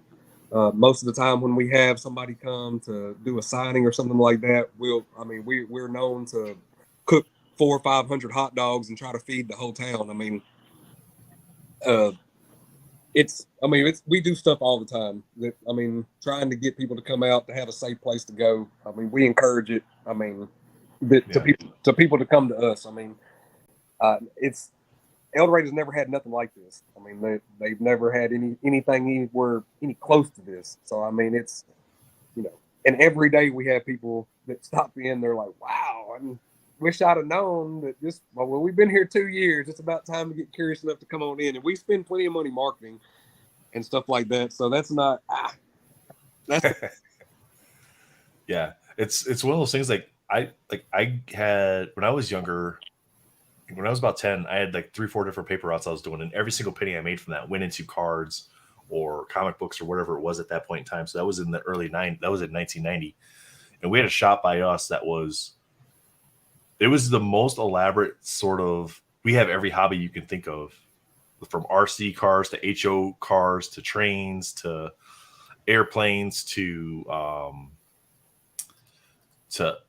comic books and cards and sports cards, and they just had everything there. And it was nice because it was a place to go to, and they had similar stuff like that. Like on Thursday nights, we could go, and they had an upstairs section where they had built out these plywood platforms, and they put the HO tracks on the platforms, and you'd bring your own cars, and you would essentially race your cars on the track. It was just a way to have the kids involved and bring them in. So the fact that you guys are doing something like that for your community, that's awesome. Daniel, you had a shop when you not that long ago, right? Just a couple of years ago. You guys had a shop yourself, right? Yeah, we had a shop for 1.5 years, but then the pandemic hit, Mm-hmm. and had we made it an extra week, we would have been fine. But many other brick and mortars, it didn't look like the future was too bright, so we had decided to close the doors a little bit earlier than it needed to be. And it's tough, but I totally get it. Like, we had that same thing like all the time. People be walking in like, we didn't know this was here. Like, we're doing everything we can to bring you here. That's spot on there, Brittany. They need someone to show them something they've never seen and strike their interest, for sure. Well, going to a teleporting phone booth sounds like it'll definitely do that. Yeah, I promote. Oh, Mark's talking. Mark said this is in addition to his other. They had a 12th grader overdose on the fentanyl this year in California, and he was an honor student, varsity athlete, all of that. Yeah. And that fentanyl shit hits real close to my home personally, because you see this on the news or whatever, and you read about it, but it wasn't. It was just a couple months ago that my wife's brother actually died of a fentanyl overdose because he was given something that was laced, and he had no kind of tolerance for any kind of drug like that, and it killed him dead. He couldn't even get to the house. He died leaning over a fence trying to get to the door of the house. He didn't even make it inside the house. So, and to think that somebody would, and either somebody intentionally gave that to a child that they knew that was going to sell that to somebody else, or that to even think that a 16-year-old would be able to access something like that to give it to somebody else intentionally, either way it goes, a lot of work is needed, groundwork, and we do not have a punk police force around here. Like, we're well funded. Like, they've got the best gear and the most tactical vehicles, and we had a bad methamphetamine problem here, back when everybody was having it bad, but they busted that down quick, and they need to do something with this before it ever even gets started. Yeah. And I know that it always seems like the communities, though, that do, I don't want to say better, but are more productive or more active in the community outreach aspect of stuff, seem to have less of this happening. It seems like, to me, at least. Are you noticing that that does, like, your police force and your fire force and all them, do they have that strong community outreach like you guys have with the shop? The fire department stuff does. Okay. The animal catcher guy, he goes around with coloring books and stuff like that. I know the police force, they go to schools and they're seen at the movie theaters and they interact with people, but this is a small community, so most of these people here are going to know one of these cops, Right. and have somebody that's friends with them in their family or something like that. And so and we have a very diverse police force. So there ain't no problems with none of that stuff here. It never has been, thank God. And this is South Arkansas, and I can say that you see everybody holding the door open for every type of lady around here, and everybody's saying yes sir and yes ma'am. Like this is normally a really we have something called the El Dorado Promise, and that's why I'm saying like for something like this to be going on here, it's crazy because Murphy Oil, who is one of the biggest oil suppliers, period. South Arkansas is very rich with oil, and they have provided kids that go from school here, depending on how many years you go here, you get a certain amount of money to be able to go to college. If you go from kindergarten and you graduate in the El Dorado School District, you can go to school 4 years on their dollar. It's essentially like getting a full paid scholarship without having to achieve, without having to make the best grades. It's really cool. It's an opportunity that most places can't even imagine having something like that. I mean, and it's every kid that graduates. That's awesome, man. Yeah, my stepson, he graduated, and he's going to be a sophomore in college, and he's going to college in a very good school, and he's going on the El Dorado Promise, and he's working almost full time while he's doing this, fixing his truck up and blowing his money like all of us did when we was kids. But hey, he's living in the dorm and he's going to school and he's making good grades enough to keep getting that funding. So all for it, Yeah, that's really cool. Yeah, I appreciate everything you guys do with the artists and the outreach that you're talking about there with the shop and everything like that. And I can't wait to have an opportunity to come down that way myself. So, because we're actually thinking about moving to Kansas here. Well, we are going to be moving to Kansas, kind of like the Wichita, Topeka area. So we'll be farther away than what Valor is, but it's definitely worth a road trip. And we, on Saturday nights for our Magic tournament, we typically have a very, to say diverse, it's crazy because we have like people that are, put like 50 years old all the way to like teenagers play Magic, and the store don't close down at 8:00 on Saturday nights when the Magic tournament's going on. It'll stay open. Not the store, the door will be locked, but people will still be in there playing Magic till probably 1, 2 o'clock in the morning sometimes. It's definitely a place. Cool. Yeah, and when Gabe's not in college, I'm sure that it'll be like that on the weekdays too. I'm sure they'll be up there, playing till 12 o'clock, 1 o'clock on Tuesdays and Wednesdays too. So that's awesome. Cool. Derp, where are we at on here? Let's see where Derp's at on this thing. Say again? I said, Uncle Nancy's old. I got to go home. I can't be staying up there till 1 o'clock in the morning. We feel you, man. We feel you. Derp, we got 24 here, bud. I think we want to draw this. Guys, last chance to get in there for the giveaway from Derpa. He's giving away some Unbound cards for you guys tonight. You're going to have an e-pack to get entered. 5, hashtag Derpa 5, 4, 3, 2, 1. Oh, see, people waiting. You saw it jump from 24 to 26 right at the end. It's crazy how it's like, giveaway time. Yeah. No, Melfi, you can't win. You didn't even enter. It's the only reason Melfi showed up there is because I entered the hashtag so people could see it no matter what channel they're on.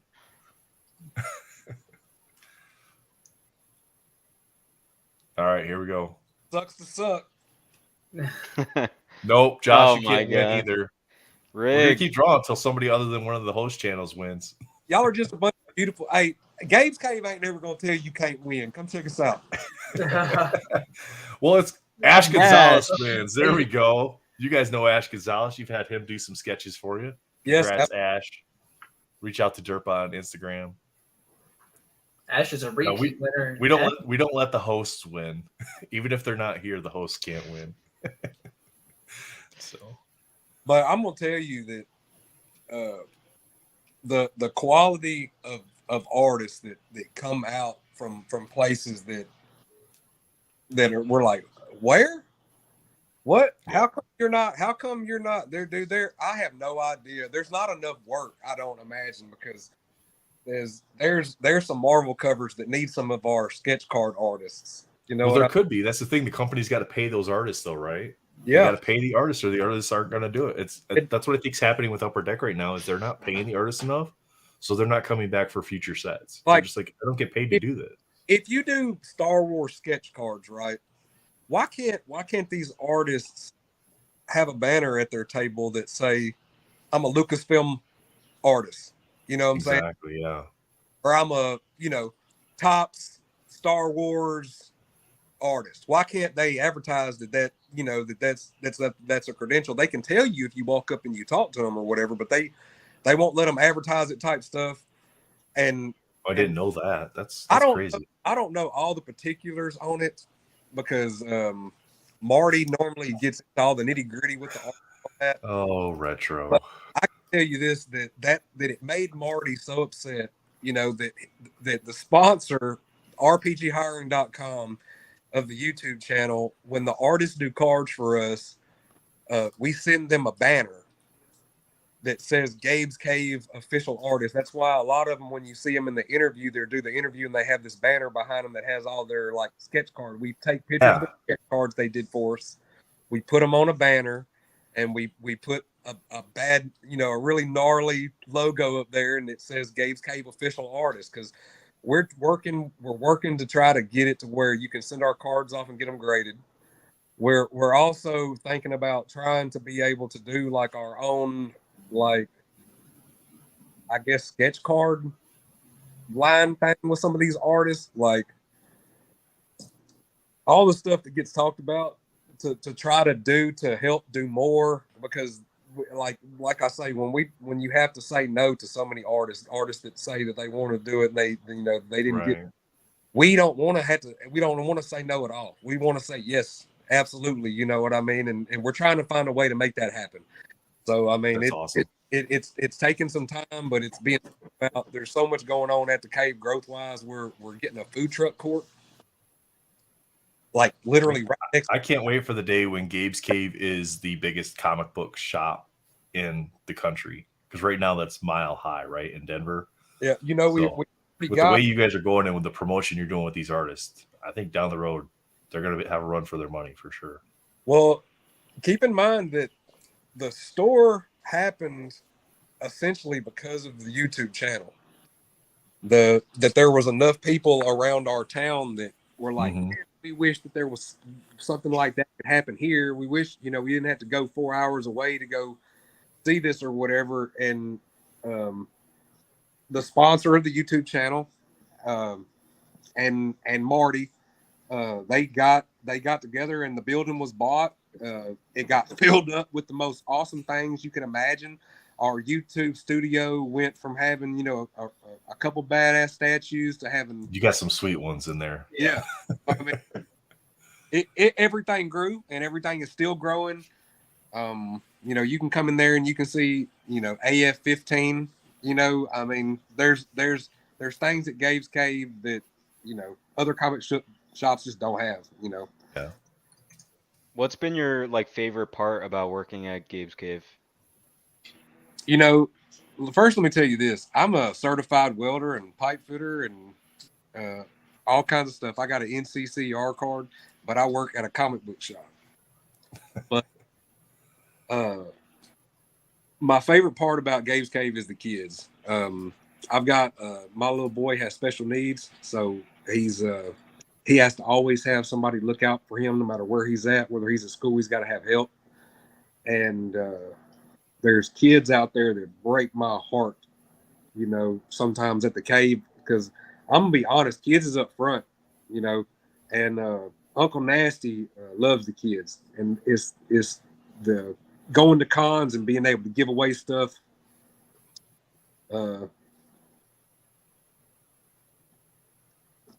It's messing me up because y'all don't understand. Y'all ain't seen it happen. Where'd it go, Melfi? Yeah. I appreciate that though. That's absolutely the community part. This big old veteran's got a big old heart, and most of us do. So see kids come walking around with Uncle Nasty shirts and want to come up and hug my leg when they come up there. Oh no, this guy. What's going on, Jakey? How you doing, buddy? Morning, sunshine. Oh, Chris, coming. Can you hear me? yeah, can it's a hear little you. dark, but you're good. I'm echoing Chris, and all sorts of shit. What's going on there? not much, man. We're just talking to Chris from Gabe's Cave. He's going over a lot of the things that they do at their comic book shop. Chris, tomorrow night, what time does your show start? And then what platform do you do that on for your after hours? It is on Facebook. It's the Game Comics Cards and Collectibles Facebook page. We share it out to all kinds of different comic book pages and stuff like that. So new customers are always welcome. Like I say, a lot of the books start at $1. Some don't, but a lot of the books start at $1. And at the end of the stream, if you were watching it, if you like hot girl cover books from all kinds of different genres of comic books, but if you like hot girls on the cover, I stop everything that's happening and we go straight into hot girl summer. I start posting hot girl cover books up there, and they all start at $1. Every single one of them is going to start at $1, unless they are like signed or something like that. They'll start at $1. So very cool. Now, just because we do have our international friend here on Retroverse UK, do the Gabe's Cave giveaways allow people that are international to win? Oh yeah, there you go. There you go. See, we ship to the UK all the time, and Canada, and all over the place. So I mean, nice. Yep. That's awesome. I'm in. Hey, then. Kellen? I can enter, can't I then? Yeah, now you can enter. You have no excuse now. I can use your address if not anyway. Yeah, that's fine. Doesn't mean you'll get the card, but No, I know, yeah. I get to preview your winning. People overseas tend to have pretty good luck, man, especially on them heavy loot boxes. Oh, there you go. Derpa asked, would Gabe Cave ever consider doing a GoFundMe so that people that have won a sketch card can donate back? He'd love to send some cash back to the shop to help fund the community outreach programs. Wow, that's awesome. Yeah, that'd be cool.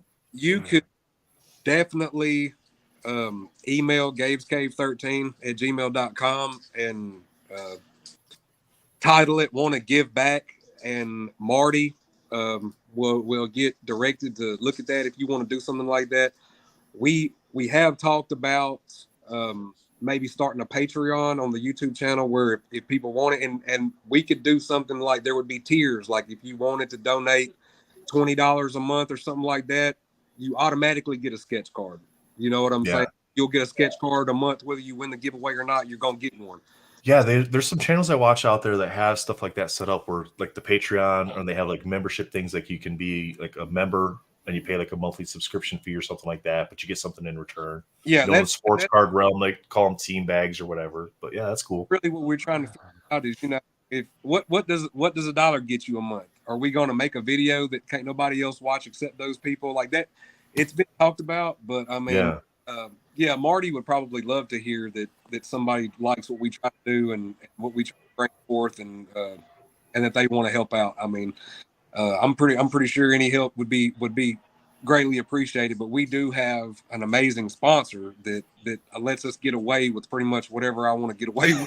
If I say, hey, I want to go to this con, but I want $1,000 worth of stuff to give away, he's going to say, here, go get the stuff and give it away. So that's where that's the cool. Gabe's Cave cups, like we had like really awesome merch before we ever had the store, but we didn't sell it.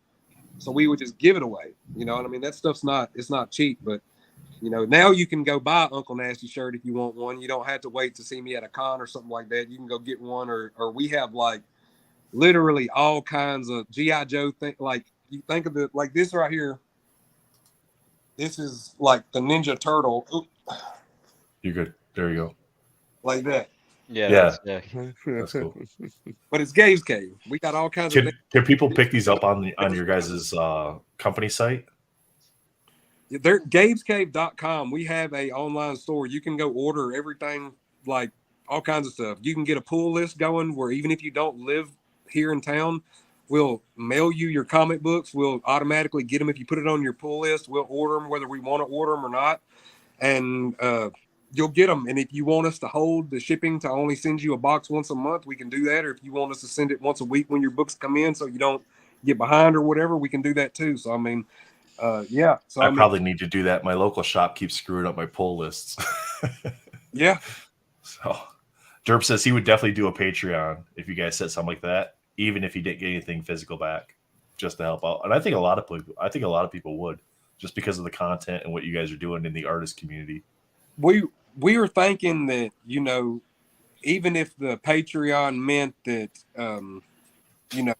like we get exclusive covers at the store. So even if that meant, like, if you were such a tier, we would want to give back. And the reason is because we do have a sponsor that pays for the cards, that pays for the trips. So, when I get to go and promote the YouTube channel, I have to pay for my food sometimes, but they buy my dinner after the con is over with for sure. I might have to buy my own lunch if I'm not with, anybody that can look out for me, but we don't have to pay for a hotel room. They always put us in a nice hotel.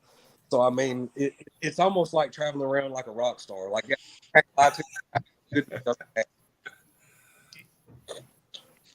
it's like being Spidey, huh?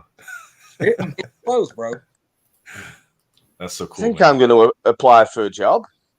Right? I can afford my own flight. We'll get you a green card, and we'll get you a green card visa. You can come on in, work at the shop. No, that'd be too long. Just a few weeks would do me, because you'd probably fucking turn up and somebody else, and it'd be just, oh, leave me alone. It's all right when I'm thousands of miles away. Yeah. I don't want to see you in person. Showing up to that Thursday episode, man, that everybody, even overseas, I don't care. Like, I want people to show up to that Thursday night sale. Yeah. Because my goal is to make enough money on that Thursday night sale for them to have to pay me for a 40-hour week, and I ain't got to do nothing but work Thursday night. There you go. That's my goal. I'm gonna share this just so everybody can see. This is the website, right? The Gabe's Cave Comics, Cards, and Collectibles page. This is where you do this at? Yeah, that's the Facebook page that we go live on for the sale. Yeah, and you can probably scroll back and you can kind of see some. We have a lot of fun, and you can see how it works. We let them stay up there. Look, there's me telling everybody about we got some poker chips that have the QR code on it that you can kind of like keep in your pocket. So when you're telling people about Gabe's Cave, if you want to, that's another way you can help support us. They're $1.50, so they're super cheap. We're not making a penny off of them. That's about what they cost us to get them made. But they're super awesome. They're a poker chip. I got one in my pocket, so look, I can show you guys. It says Gabe's Cave Comics, Cards, and Collectibles on one side, and then on the other side it has the QR code. So if you're talking about us or whatever, and somebody's like, "Oh, that sounds cool," and you're like, "Yeah, well, here, scan this QR code. It'll give you a link to all that stuff."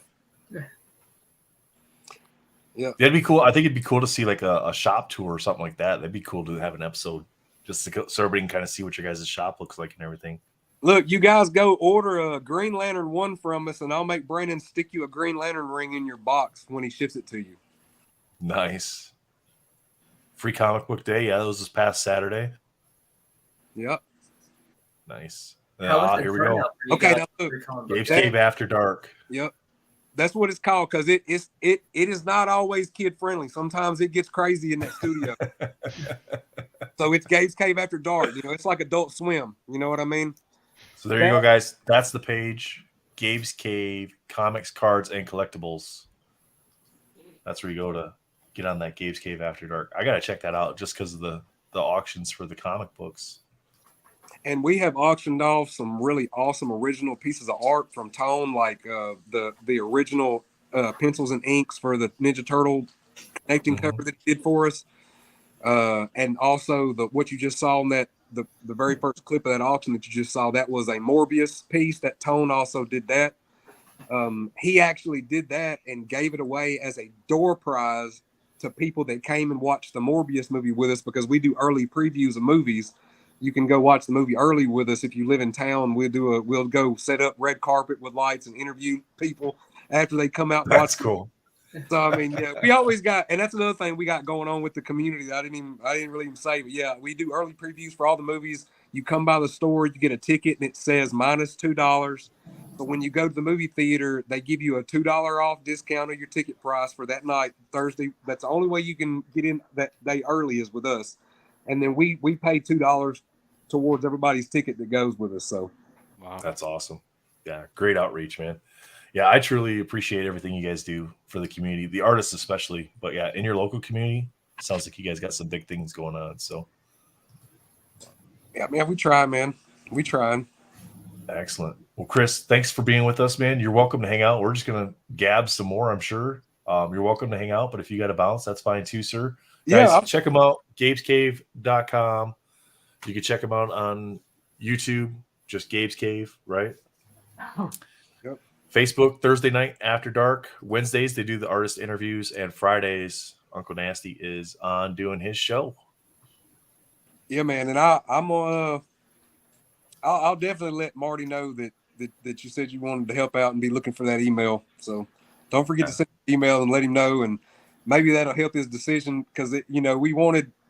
Last thing I'm gonna say before I go, the whole reason why a Patreon or something like that hadn't started is because it had a humble, want to give with a sense of giving heart and nature from the beginning. So we didn't ever want people that came to the YouTube channel to ever feel, oh, here they go. They're Here they go. They're going corporate on us. They're asking for everything. Now listen, if Facebook starts wanting to run ads on our show and wants to start buying me a Ferrari because we start getting oh, yeah, it's not the same. That's not the same. You know what I mean? That's not the same. So, but if that's really what it boils down to is, if we do start asking for something, there is going to be something in return because basically what it would just mean is we're going to take that money directly and turn it right back in and put it into more artists. That's what's going to happen with it. So, that's exactly what will happen with it. So, I mean, it won't go to us in our pocket. It'll be used to benefit the YouTube channel to maybe get some more viewers or whatever, or help us grow. But that's what will happen. So, but yeah, man, I appreciate you guys having me on, man, for sure. Yeah, thanks for coming out, man. Appreciate you stopping by this week. Thanks again. Can't wait to see what else you guys got coming. Yeah, man. Thanks. All right. Well, see you, bud. Yeah, that was awesome. Yeah, he was great. Yeah. Love their channel. Love his enthusiasm. So. Yeah, the community part of it was awesome. And giving back to the artists too. I mean, it just goes to show you they have artists reaching out to them asking to do art cards, Yeah. I mean, I wonder if Upper Deck could say the same thing. I'm sure they have a few artists that are reaching out, hey, can I get on this set or whatever? I'm sure that they do, but it might be for different level. reasons, It might be just because it helps the artist's career, but I think it goes to show you when you treat people right, they want to come back, they want to keep doing more, and absolutely, it only helps out everybody. Chat, you guys have been awesome hanging out with us. Hour 42 minutes in, we got 27 still watching. You guys rock. Thank you. Oh, is it that time? How long have you been on? Time is it? Hour 42. We started a half hour early this week. We tried this out. I must have fell asleep again. You're still sleeping. I must have woke up and then fell asleep again. Yeah, what did I miss? How's it gone? What we've been talking about? What's happening? We were just chatting with Chris, Uncle Nasty there. He's Gabe's Cave. They do those sketch card giveaways every week. So we've just been chatting with him this whole time. Yeah. Melfi did really cool. A box opening of Marvel Ages at the start of the show. Had some pretty good hits. Mm-hmm. Yeah, not too bad. What do you get, Melfi? I'll show you. I'll show you. I gotta get the. Guys, I need to hop up. Like cards. I gotta run to the. All right, Daniel. Thanks, buddy. Take care. All right, guys. See you later, Daniel. Sorry I missed you, mate. It's all good. We'll catch up. Yeah, sure. I got the Quicksilver Word Cloud. Okay. Decades. Let me see if I can get the light back on. That's all right. Decades are nice, aren't they? Yep. Yeah, they are. Decades. Black Panther foil. Those are really good too. I like those. Nice. Ant-Man foil. And then we got probably the best hit. I like that. Case hit. Yeah. I like that. That's cool. From Tales of Suspense, number 66. You did all right there, then. Yeah, not bad. Yeah, pretty decent. I'm happy. Yeah, that's good. Sorry, excuse me. Oh. Dick, what you been up to, man? Finding bloody packaging because they didn't drop me packaging off. Mm. And that's right. posting stuff and getting those cards sent off to Daniel for the mental con, right? We're gonna do that later on, yeah. Yeah. Excellent. So the list of guests on MentalCon is growing. Yeah, I don't know whether you mentioned it, but I've got some new additions to the page. It's I changed have not. slightly, No, hasn't we it? haven't talked about it yet tonight. Yeah, so the page is constantly changing. So if you guys want updates on who's going to be a part of the show and everything, check out the retroversecards.com. Then the MentalCon link. Let me just I'm gonna pull that up real quick. Show these guys. Jake, I love that T-shirt too. Pajamas. I love it. Retroverseuk.com, guys. And then right across the top, it has a MentalCon tab. You can check that out. That'll link you right to the GoFundMe if you want to donate. If you want to be a part of the show, just reach out to Jake or I so we can get you on to get you added to the show. Artists. Here's a few of them here. Michael Munshaw, Joseph Reed, Ash Gonzalez, Fred and Ian, Rhiannon Owens. Those are a few that are a part of the show. Then we have content creators, a whole list. This list is growing ever so rapidly. So if you guys want to be a part, let us know. We have plenty of openings to slide you in. You guys can pick whatever time slot you want. And you don't have to talk about mental health, right, Jake? You just talk about whatever you want. Talk about what you collect, why you collect. So if you give me 2 minutes, I'm going to put something really cool up. Okay. Yeah, thanks, Uncle Nasty. Appreciate you being on, man. That was an awesome interview, and thanks for hanging with us. I agree, Matt, by the way. Is this AP charity auction that you put on here? Is that the actual one? No, so that's a blank AP. Okay, so it's going to be a blank AP commission. Okay, cool. So Michael Munshaw. Whoever wins it, obviously Michael will do the commission for it. Okay, cool. If you just bear with me, I'm just Can you going to link update the website now. Yeah. Yep. I'll just put the direct link in the chat here. Oh, that's not the link. That's StreamYard. It's because I'm here that I'm messing all your technical skills up. Probably. No, technical stuff. Not allowing me to copy anything. Oh, come on. Yeah, Jake's turned up. It's all going wrong. Here we go. Retroversecards.com, but this one will take you directly to the MentalCon page. And if you know, I want to show you something really cool. Oh, yeah, if Jake is in there messing with it, it might not be. I'm doing it now. Refresh your page now. Refresh my page now? All right, let me. Yes, please, yeah. I'm going to be surprised, too. I won't scroll down. I'll just add it to the stream. Melf is going to wet himself. Oh, boy. Slowly. Do we want to give him time to go get a towel? Or? It might be better off, yeah. I might have to consider it.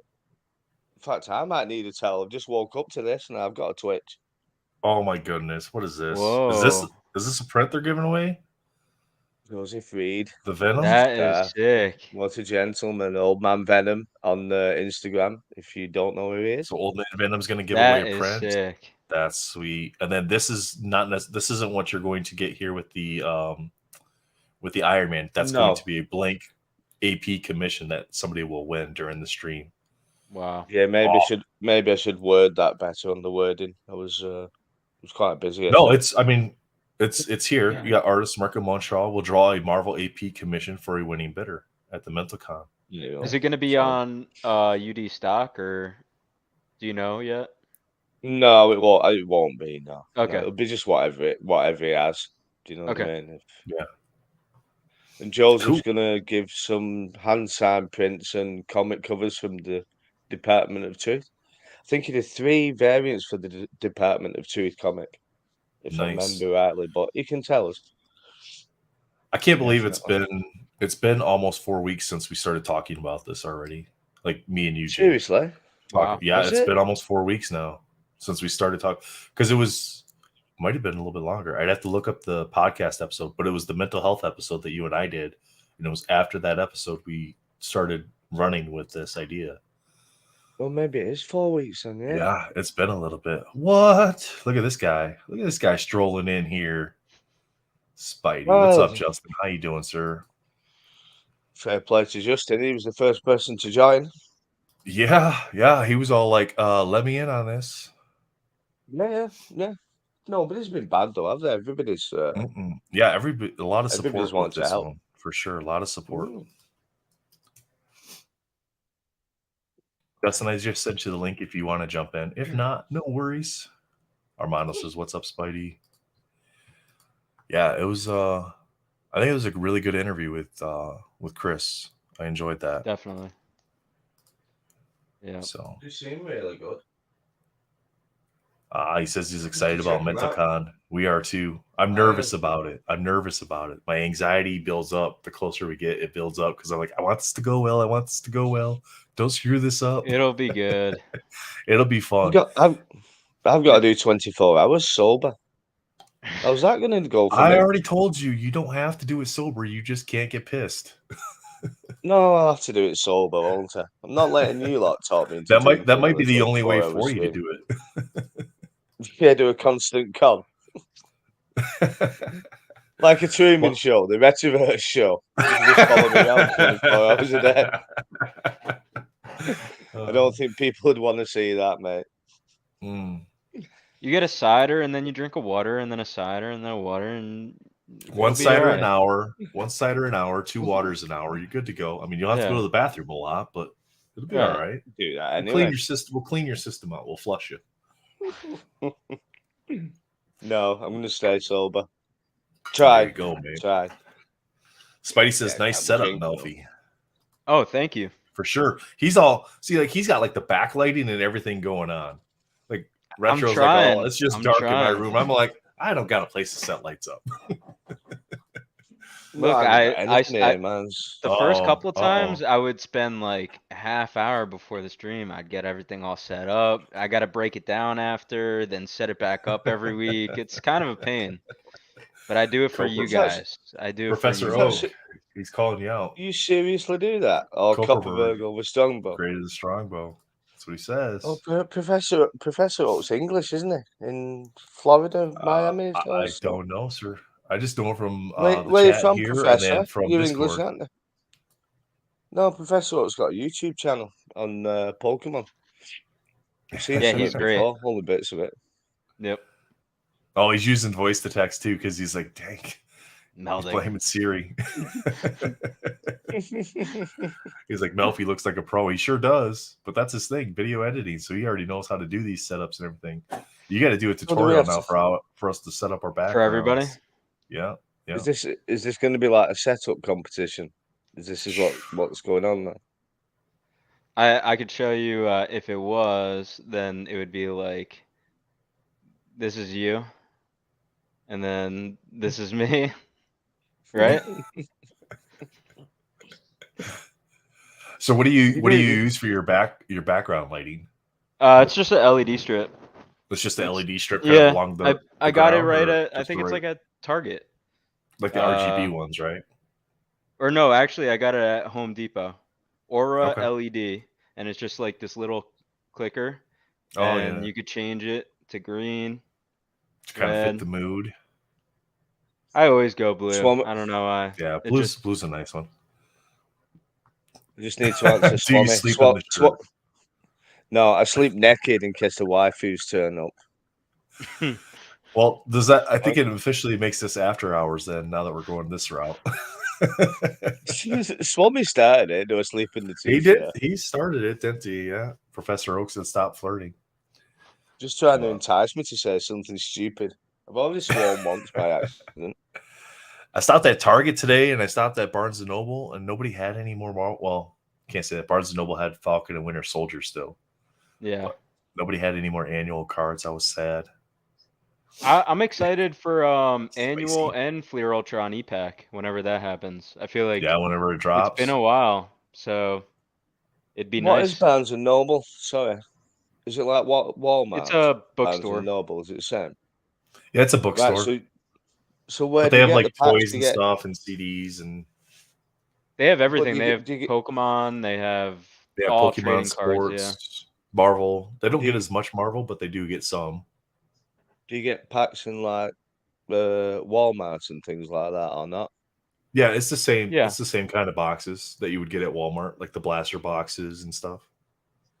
No, I'm just curious as to what you have in the US to what we have. You know what I mean? We don't have Marvel anyway, but yeah.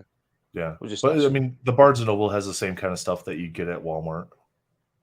They have Yeah. the same like Pokemon tins. They have Yu-Gi-Oh. So there's still a lot then, isn't Yeah. there? A reasonable amount. Yep. Professor Oak, he's starting. Professor Oak has a stream tomorrow, right? Was I reading that right in the Discord? Tomorrow, Star Wars break. Yeah. He's doing I Is think that a on his Topps YouTube? Chrome hobby Is that on box. his YouTube Yep. channel? Yep. All right, I'm gonna pull it up. I'm gonna pull it up. And pull the channel up.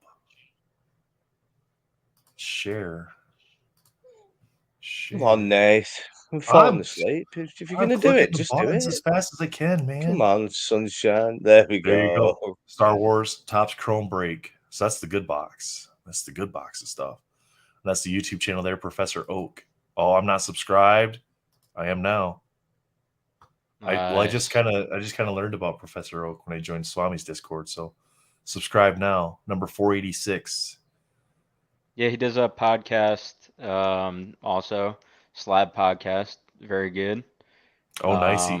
Swami says they interviewed the CGC guy last week. I think it's a different. I think it's its own. Oh, there it is. Maybe. No, it's these its are own videos, channel, and then right? there's live. I think it's Here's its the own past channel. lives. Try looking up Slab podcast. I think it's its own channel. Slab podcast. Slabbed. Oh, I did see something pop through for that. Here we go. Let's see. Yep, there you go. Here. Oh wow, that's loud. Did that come through? Did that audio come through on your guys' Yeah, side? it wasn't too loud though. Okay. No, it's only clip. That was loud in my headphones. So that's there. Yeah, they interviewed CGC, I think head grader,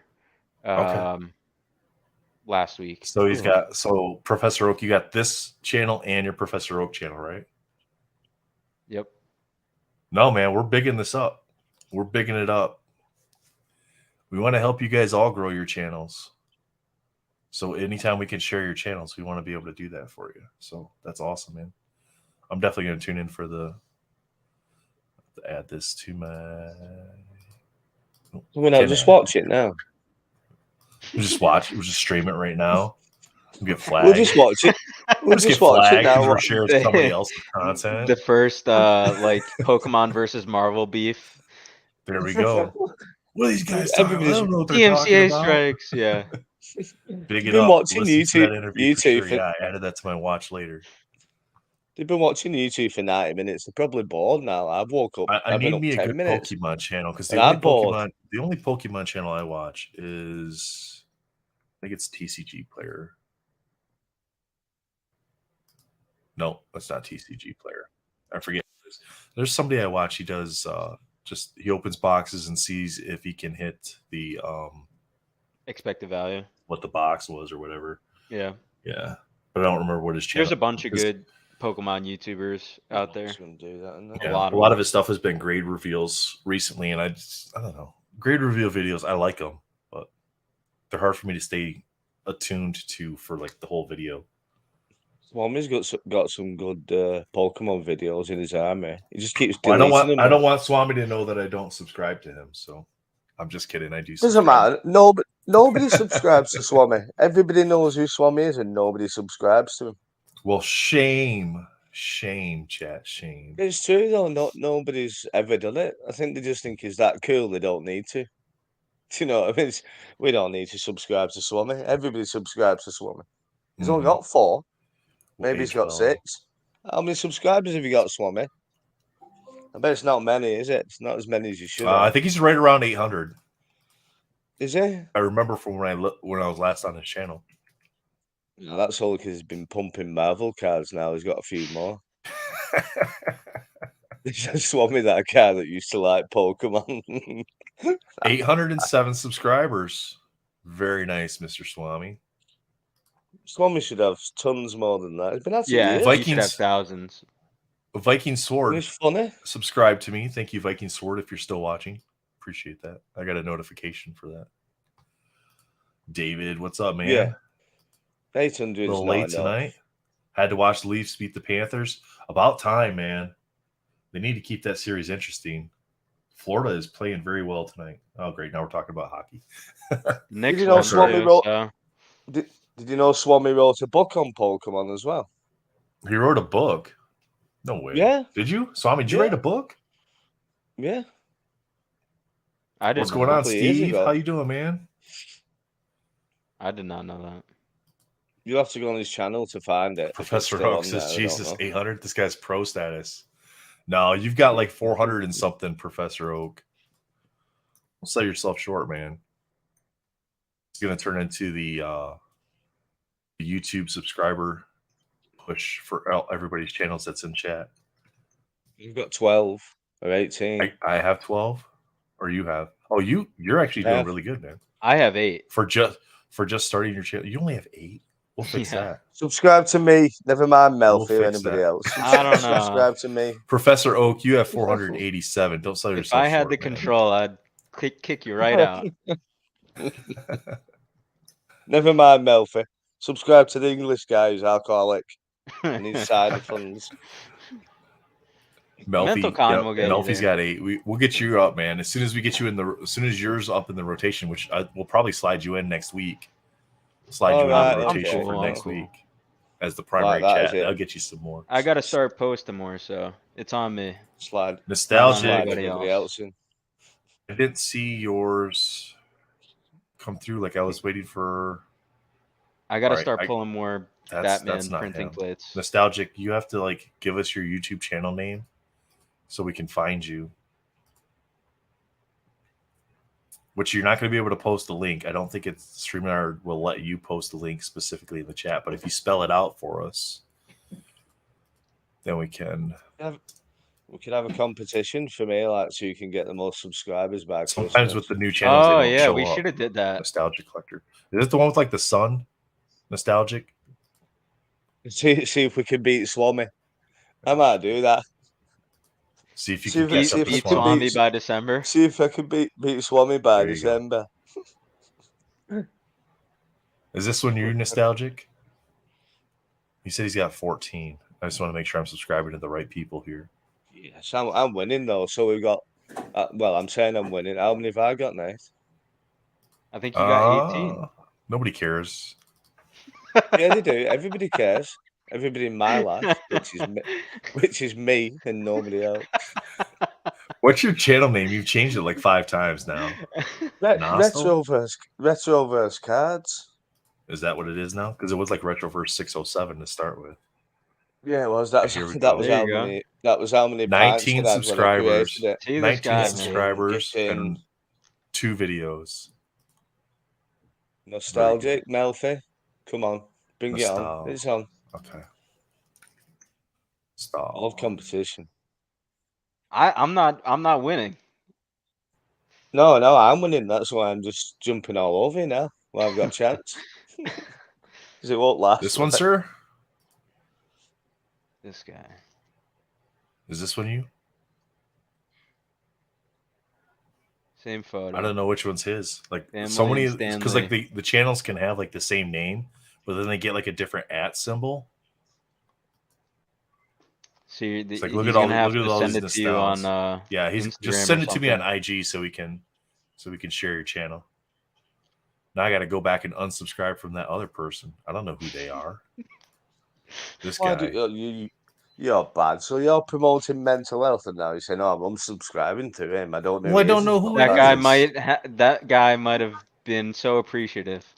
He might have. You tell he him, had my Melfi. You subscribe. tell him. He had my subscribe for a little bit. Who is he? I'm going to subscribe to him. Send it to me, and I'll subscribe to him. Not Just like you. search Nostalgic Collector. Elitist. Hi, I'm Nathan, elitist Brabon. You Can't should believe see how you, many Elise. people I I thought- subscribe to. You're ridiculous. I was your first subscriber, and I'm going to leave you already before you even hit the 20. Yeah. Everybody unsubscribe from Jake so that I have a shot. At least for tonight. Right. You can resubscribe tomorrow. Oh boy. Let's take him down. Yeah, nostalgic. Just send me. There you go. Got it, Chris. Nostalgic_collector at Nostal83. Okay. Right, I'm going anyway, sod you. You've upset me now. Oh, He's leaving. all Might right. be I turning got on the him. lights. I found him. With Stan Lee. The family You think picture he's going with to Stan turn on the Lee. lights? I No, hope right? so. No. He muted himself, so that's good. That's a start. So this is Nostalgics. I am already subscribed to you. I subscribed to you early. See? Nice. You are a real one. Oh, look at this guy. Big Oh, Daddy. he's leaving the. Oh, Big Daddy. Swam. Boys and girls. Boys and What's girls. How we up? doing? Can you hear me? So this is Nostalgic Collectors. We can hear you, sir. We got Nostalgic Collectors page. If you go to YouTube in the search bar, enter Nostal83. I'm going to drop the link for his channel in the chat. You guys might not want me to blow your channels up, but we're blowing your channels up tonight. Yeah, we're pumping up Not channels. Swami though. We can't let him get to 1,000 for any. Yo, you gotta save that link that I posted in the live because it is unlisted, but it is pure gold. I didn't see it. I think it got deleted. Oh, really? I think so. And I'll put it in the private chat. So pure gold. The editing, this is what, like 1 year in. I think it's video. You got to be careful because Nathan might play this. Oh, I'm playing it. Can I play it? Is that okay? You gotta play it. Oh yeah, it's only like I want to make sure it's okay that I play. I don't want to share something I'm not supposed to be sharing. Unlisted, Okay? unlisted. We still have some people in here that might be influenced by the content. So This oh is my my God, are you doing old a real estate video here? It's my book. All right. All right, so this is the start. We got 3 minutes and 33 seconds of this. Let's see what we got here. And you can talk through it. You explain it to us. Let me know if the audio is coming through too. There's a little bit of Pokemon Guru here with the Pokemon Guru's Guide for Guruing. Do you see everyone making money in Pokemon cards and wonder how you can too? You gotta know why Evolution's booster boxes are selling for $500 when you can buy the Elite Trainer box in stores at MSRP. Are you still dancing with a stank face? What's that new dingy thing that's slinging the back of my... Does the Pokemon card market as a whole just not make sense to you?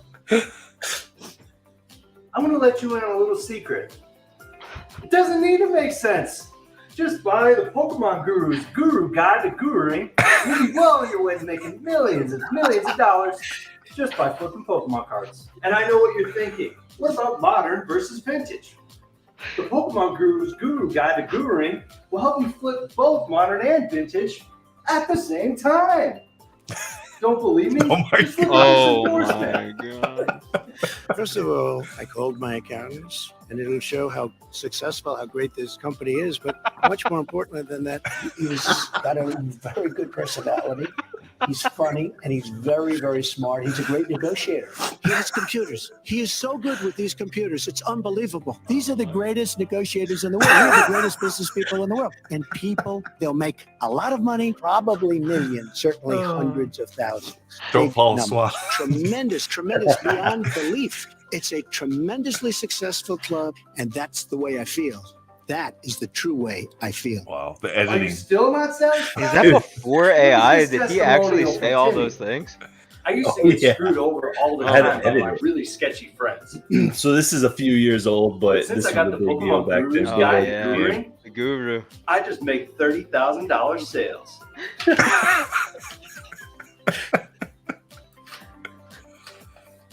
You licked the sticker and then took this. Yeah. Thank you for noticing, dude. Thank you. I was gonna say you Whoa, pulled the peeling Shaq. stick off, and then you're like, Yeah. I just go by Shazam now, though. I always knew you were Shazam. Yeah, it was crazy. The Mandela effect transported me to another universe and made the What is original me going Kazam. on in this? Hey, are Pokemon cards worth a lot of money in the future? Are you kidding? I just bought Arizona with a base set First edition Blastoise, PSA 7. Oh no. I'm getting pulled back already. Hurry, tell Goku, the aliens are coming. They're going to destroy us all.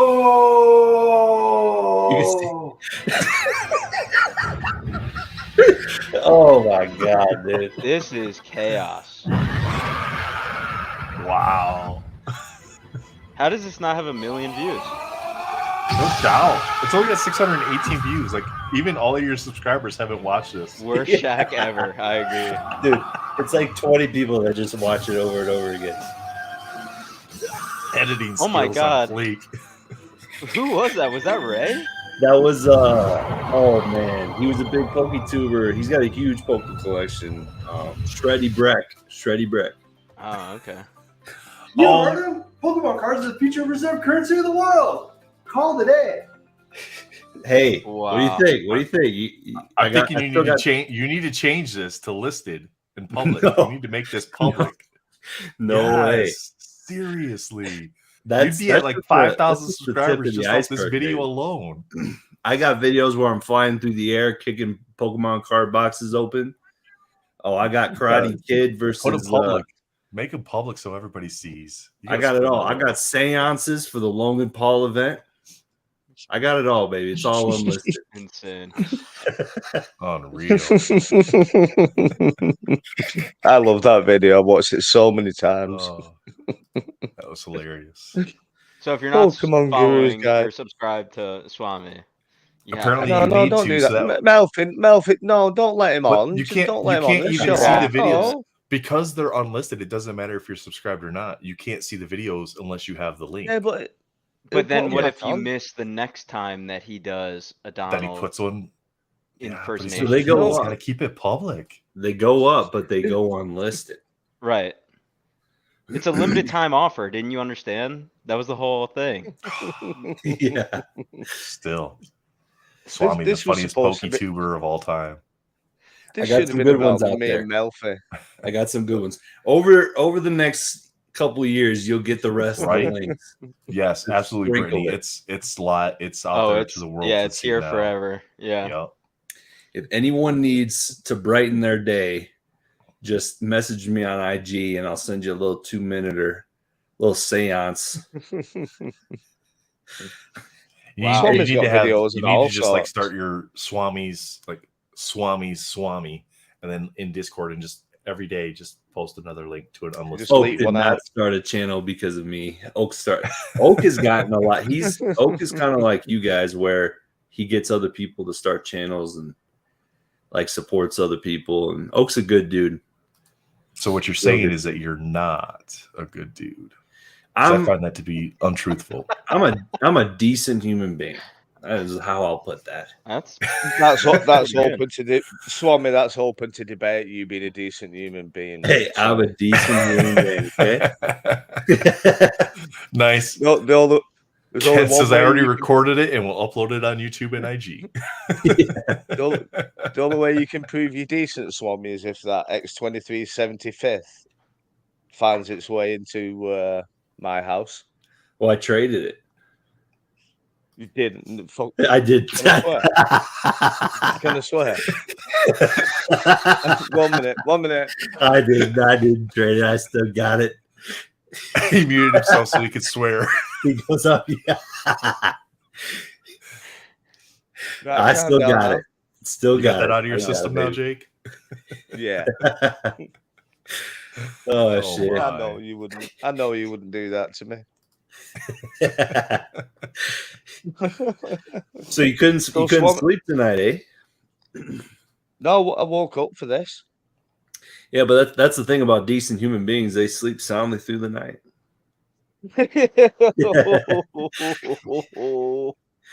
Oh, it's all coming out now. See how Nate's gone quiet. Nate's gone instantly quiet. Look at him like, I'm saying nothing. Just that wicked smile on his face. Oh, Over here man. plotting, you know me. You must be, yeah. No, I've not got the intelligence to plot. I'm too thick, too stupid. Well, I'm on my 48-hour Amazon Prime Video Das Boot rental expiration. So I got to get this movie finished. I just came on to say, what movie are you watching? Das Boot.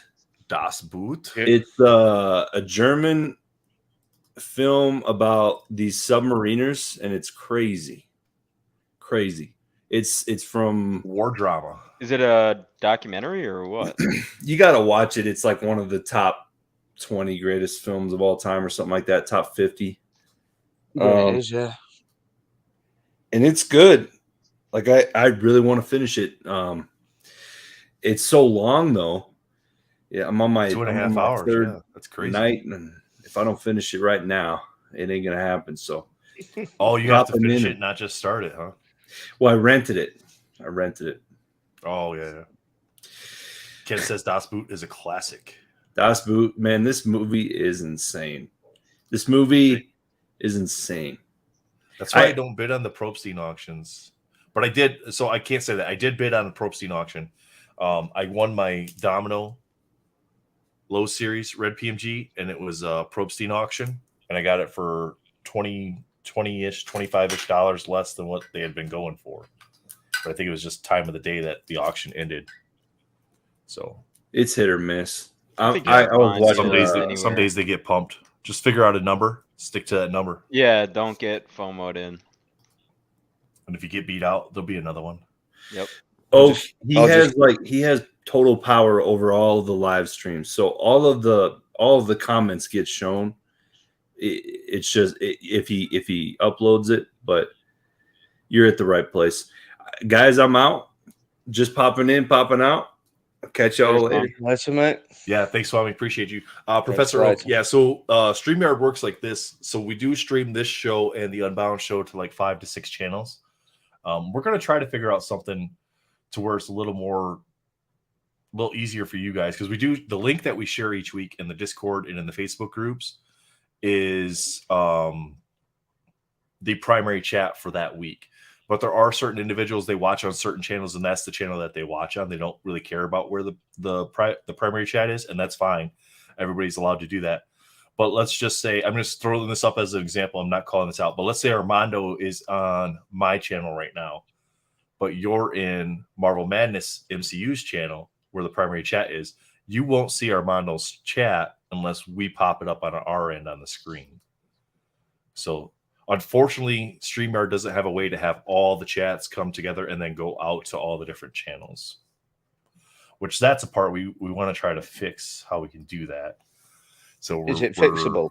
Is it fixable or not? Yeah, it is, because we can set it up to where like tonight's show would have gone to just Josh's channel tonight, and it would be unlisted for the other channels, meaning nobody would see it until that channel made that public. And we would set it up to where like tomorrow, everybody else would go in, edit it, make it public. So that way people could watch on their channel if they wanted to. So that way it's only live streaming on one channel. You know what I mean? Sorry, I was falling asleep then when you were telling me. Yeah, I know. You do that every time we talk about technical stuff.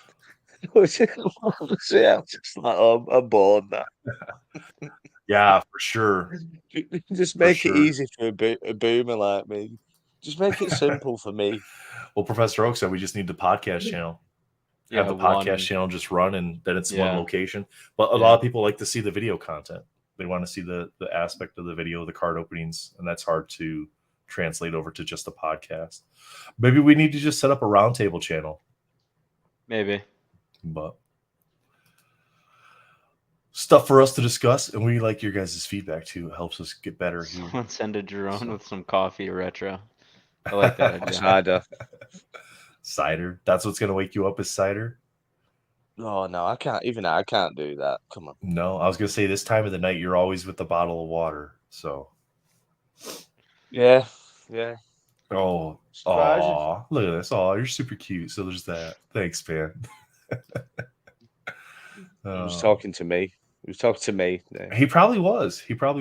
So Melfi, so the 2 weeks in a Pokemon row. shirt. 2 weeks in a row, Melfi. We started this a half hour early, and we still go to. And we still ran into that extra. So I don't know. Still if starting a half hour early matters. Still turns up. For retro right now, it is 4 a.m. Is Almost it? Wow. 10 minutes to 4. Yeah, because he's 5 I ahead set of my you. alarm at 1:30 and then I fell asleep again. I turned back over and then I thought, I'll get back up. Yeah. I thought, Well, guys, I grace think you with my presence. we ran a pretty good gamut tonight. We did a box opening. We had a really nice talk with Chris from our AKA Uncle Nasty from Gabe's Cave. That was fantastic. Chatted a little bit, showed some YouTube channels, played a Swami video that you can't see unless you have the link. But now all you gotta do is go back and watch this show again anytime you want to see it. It's there for you. And just clip that portion out, like download it, clip that portion out, save it to your phone. You'll have it forever. So, Jake, thanks for coming on, Swami's man. had some good videos. Cheers, boys. Thank you. Yeah. A pleasure as Yeah, always. yeah. Chat, thank you guys. 22 still watching. Thank you guys for hanging out with us. Appreciate all of you. Professor Oak, if you ever want to come on, man, let us know. We'll get you a link. Next week, don't forget, we popped it up earlier in the stream. I'm going to scroll back up here and find Derps. It's where did he put it? I'm going to find it. His announcement post. There it is. Ariel Mamani. Mamani. Is that how I say it? Is it Ariel Mamani? Mamani? I'm not even gonna try. Mamani, maybe. Gonna leave it to me, huh? Me? I just told you. Mamani. Mamani. There we go. Not, Yeah, that's what I said. That's what I said the second time. Now you said the first time, though. Name. Nah, Professor Oak.